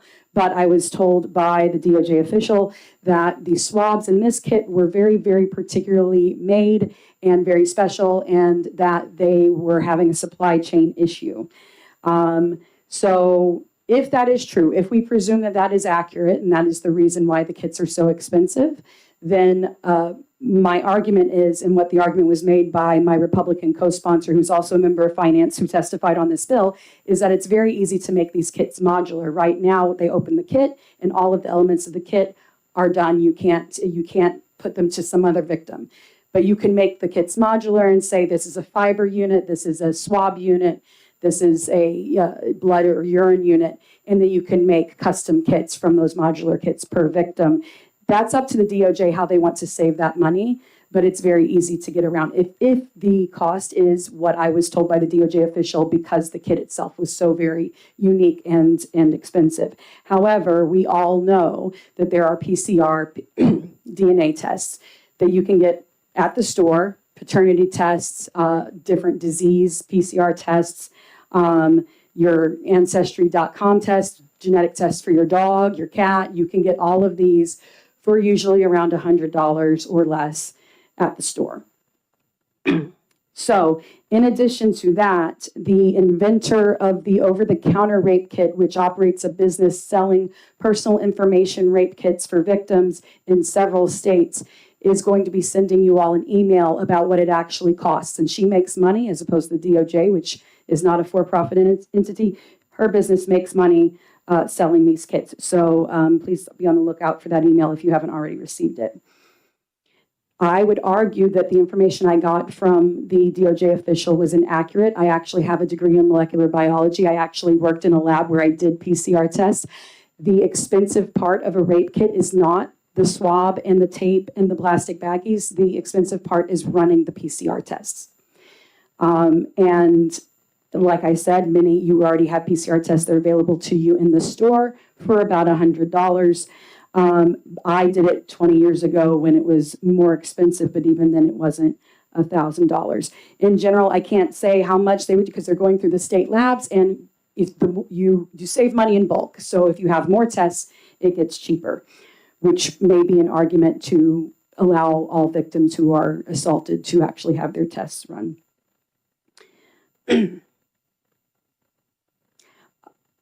So the argument is we have about 500 kits being run right now. And there's 1,000 others that the DOJ is admitting. These are people that go to the hospital, say that they've been assaulted, and don't know that they have a right to a kit, but they would want it if they knew. But the 500 we presume are the ones that are, I would say, the more egregious cases where there's more fluid to be taken.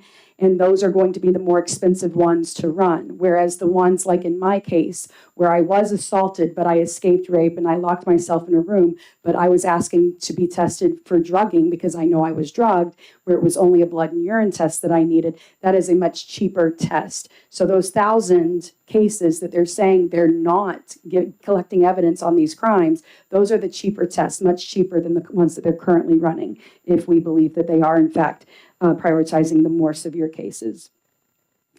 So the RISE, that organization that authored the Survivors' Bill of Rights in 46 states, they actually have a one-pager on the cost themselves that I will distribute.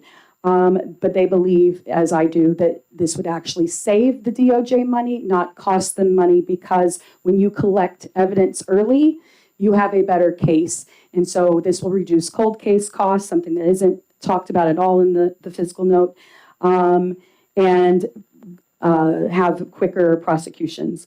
Also, there may be evidence that is exculpatory, in which case they can drop those cases.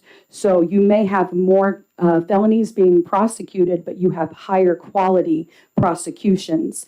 And so in summation, I will say that a right doesn't mean anything if you keep it a secret. But telling a victim what their rights are, like we do with the rapists, right? When we arrest them, we tell them they have a right to a lawyer, which costs money. Telling the victim they have these rights already doesn't cost anything, but if you have to prosecute a crime, it's worth every penny, and that's all I have to say. Well, thank you very much for your testimony. I will confirm that this did come out of committee 12-0 with an OTP vote. It was passed on the House floor with a voice vote on consent calendar. And along with Representative Reed, it's been endorsed by Representatives Popovich, Mueller, and Representative Leon. With that, are there any questions? Yes, Representative Rung. Thank you, Mr. Chair. If it was, I'm surprised it was on consent with this fiscal note. Was it just, did it just get to the floor on a voice vote? It was on consent and it passed the floor with a voice vote, so okay. I don't, and it's maybe to the representative's point, the fiscal note is not as expensive as it might have been an overblown fiscal note, and it was being regarded as such, so. I agree, okay. Okay. I just want to say, Follow up. I'm really sorry that you had to go through that, and thank you for this. Okay. Any further questions? Okay, thank you. With that, I will open an executive session on House Bill 1633, and I will ask Representative McGuire to make a motion. Vote to pass. And I'll second it. Representative Ebel seconds it. And with that, I will ask the clerk to do a roll call vote.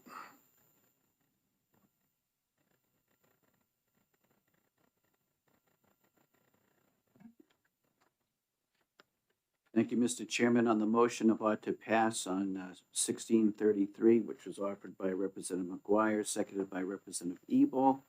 Representative McGuire. Yes. Representative Griffin. Yes. Representative Sweetie. Yes. Representative Weiler. Representative Ebel. Yes.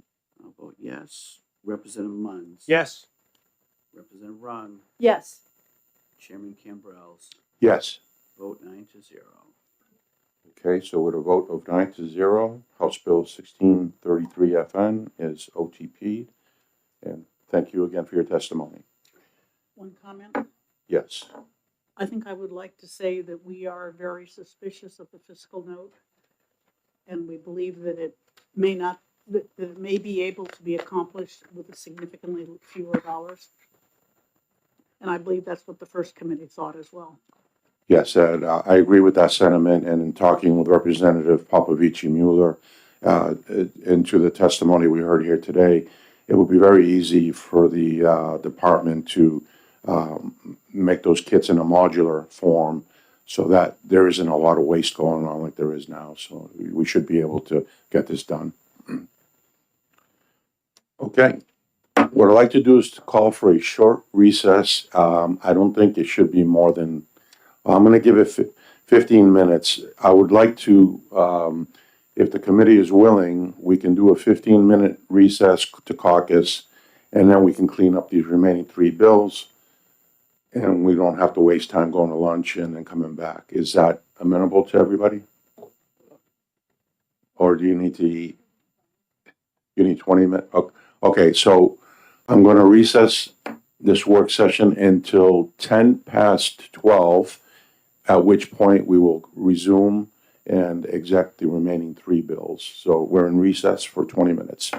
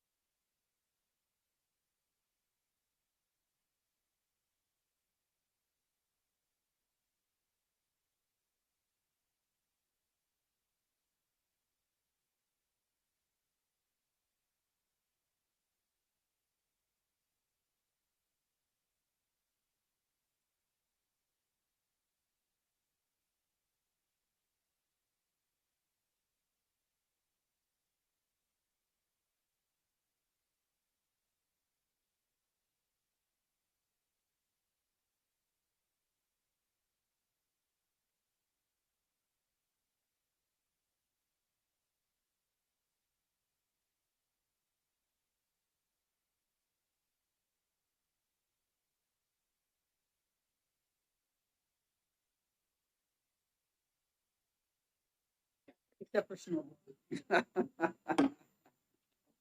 Okay, it being 10 minutes past 12, I would like to reopen the work session for Division 1.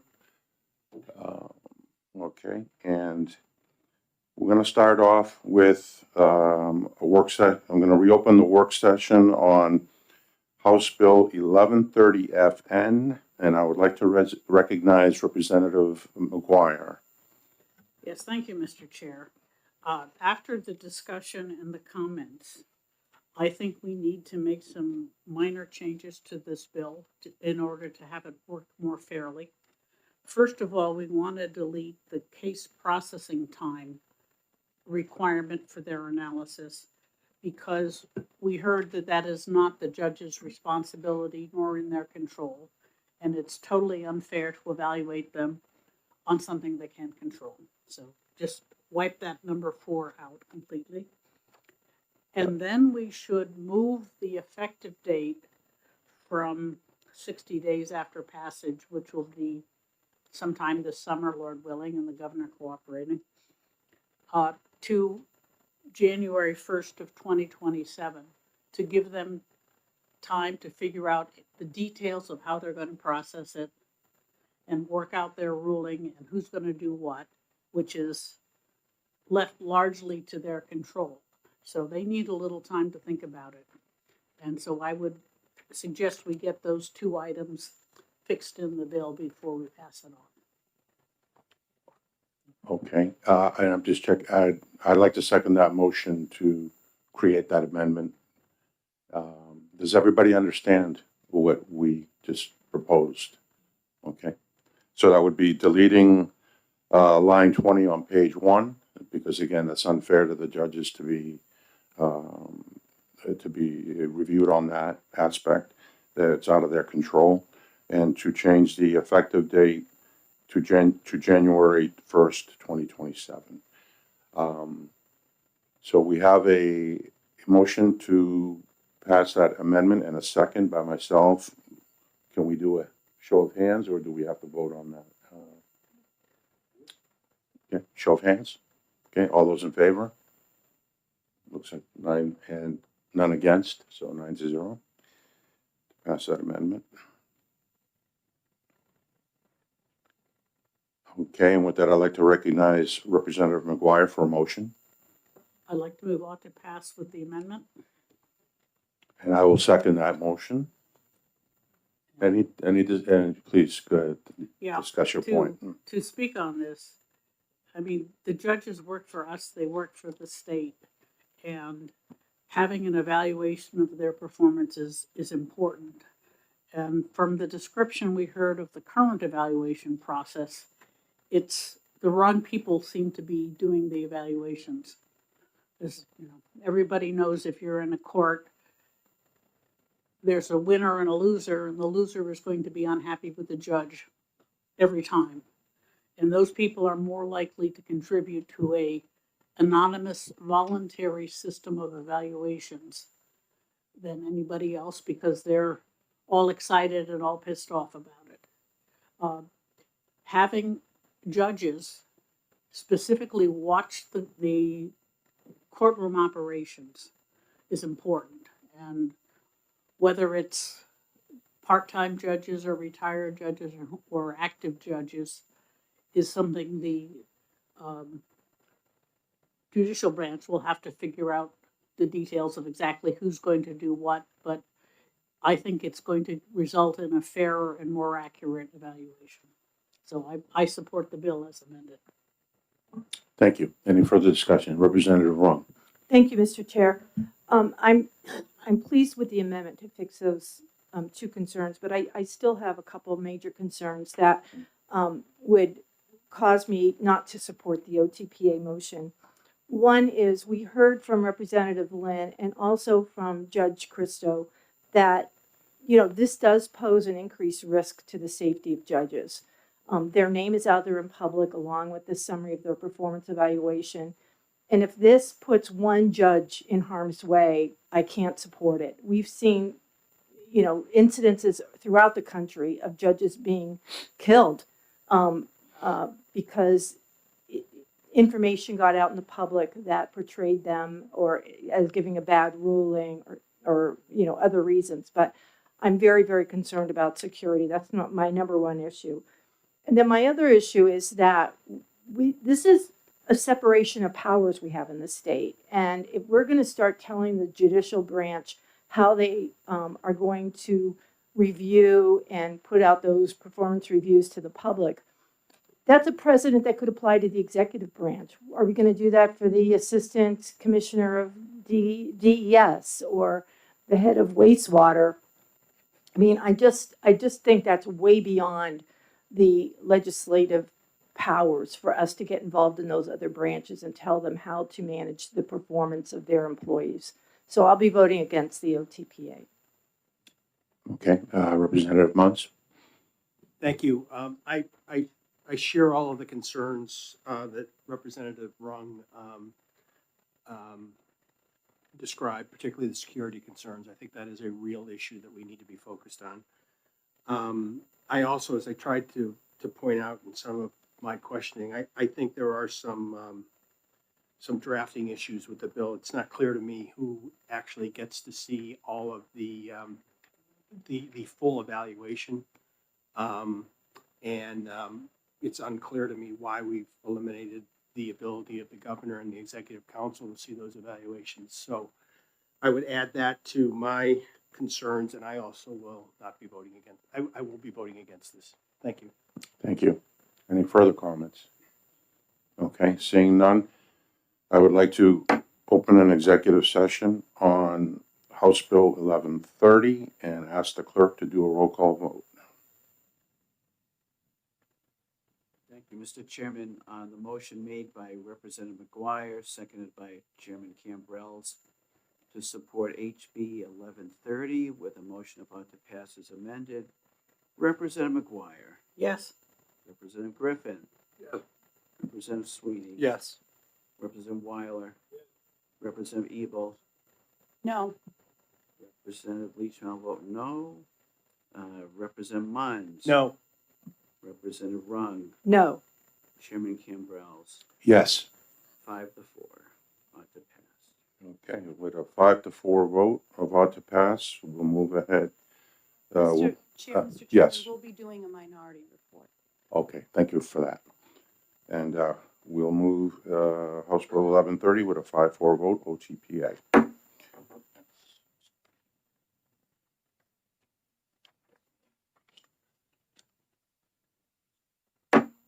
I would next like to reopen the work session on House Bill 1622 FN.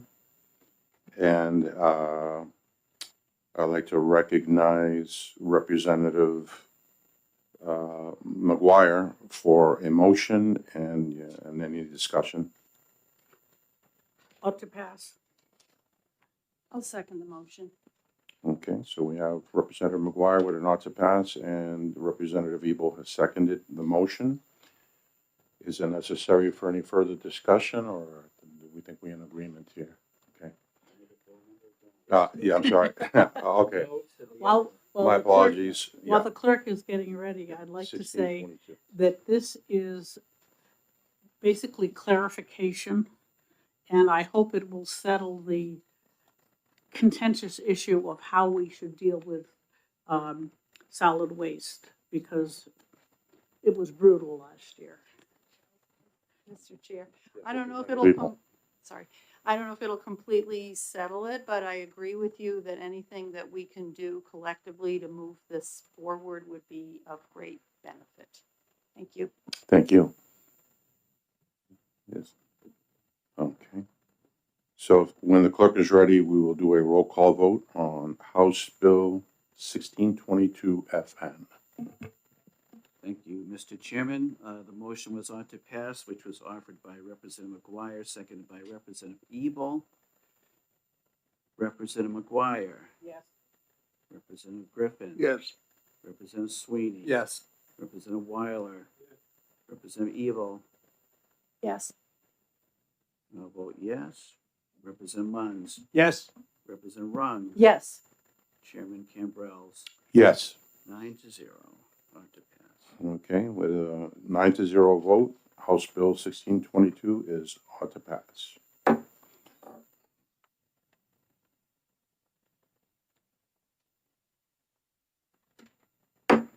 Okay, I would now like to open up a work session on our last bill, House Bill 1775 FN.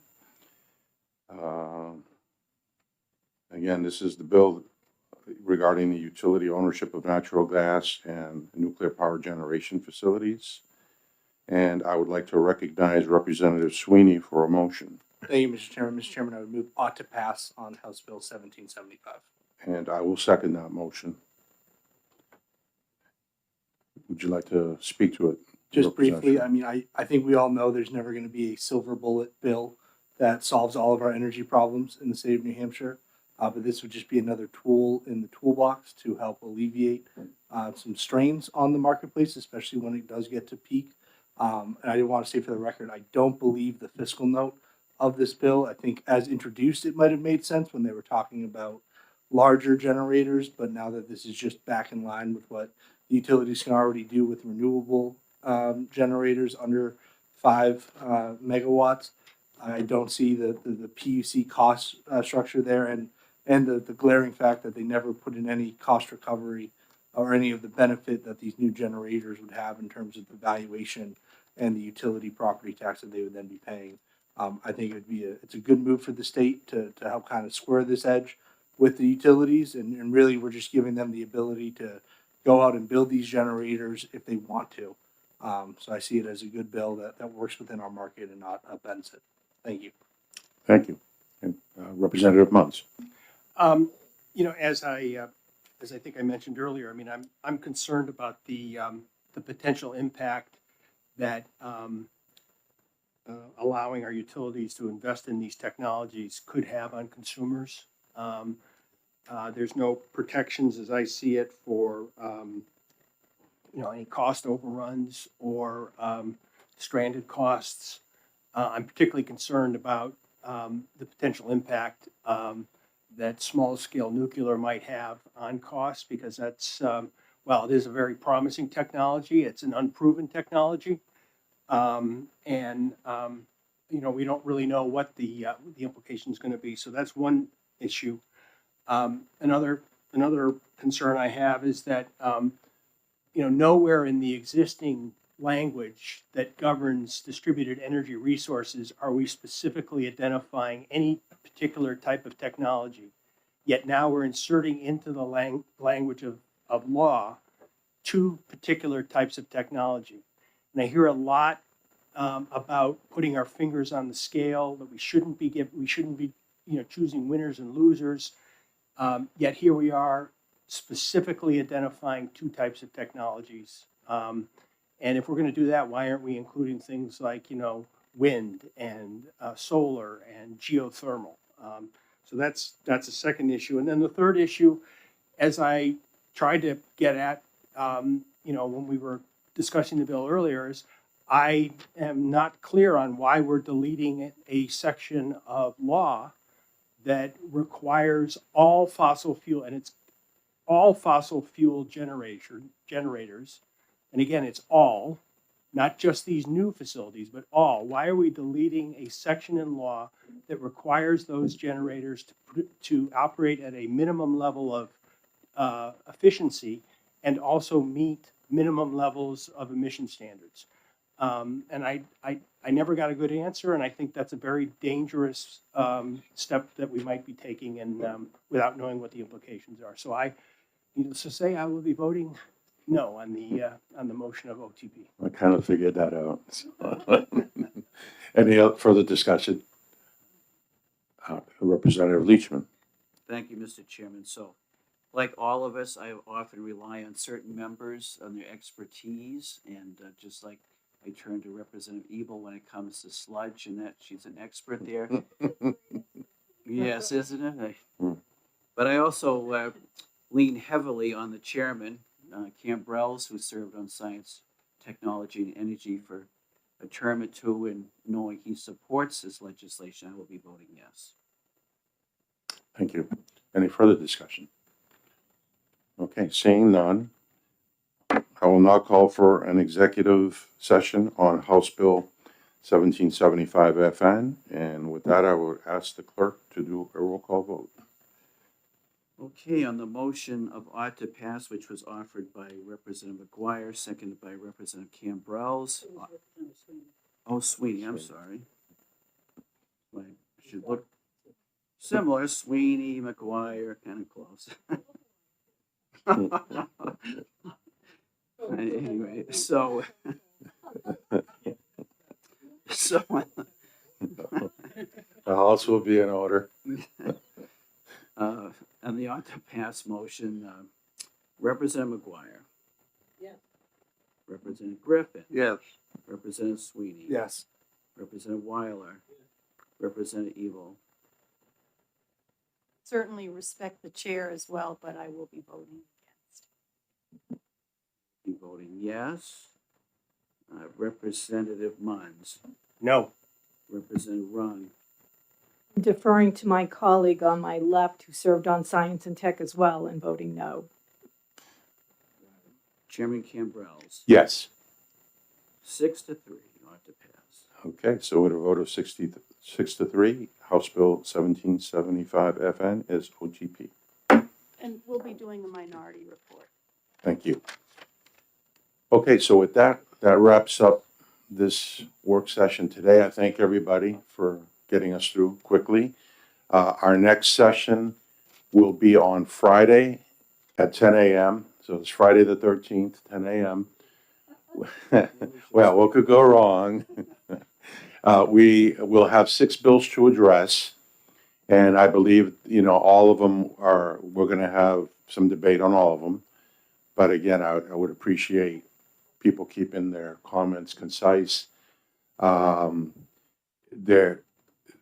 I won't call them controversial bills, but I'm sure we're going to have a lot more discussion on those than we had here today. And I will limit the number of inputs we get from the gallery, okay? So just be aware of that up front. And we'll try to get through it because we need to get all those bills executed in time for the full House, for the full finance to take them up, and then for the House to take them up. So again, I appreciate everybody's time and for working through lunch. Thank you. Yes. Representative Yes. Weiler. Yes. Busy day Friday. Division 3, Division 1, legislative facility. Well, the following week is when we would have the full committee meet. That's Yeah. why we scheduled it. Well, I'm going to need you here though, right? This is the more important division. So again, thank you, everybody.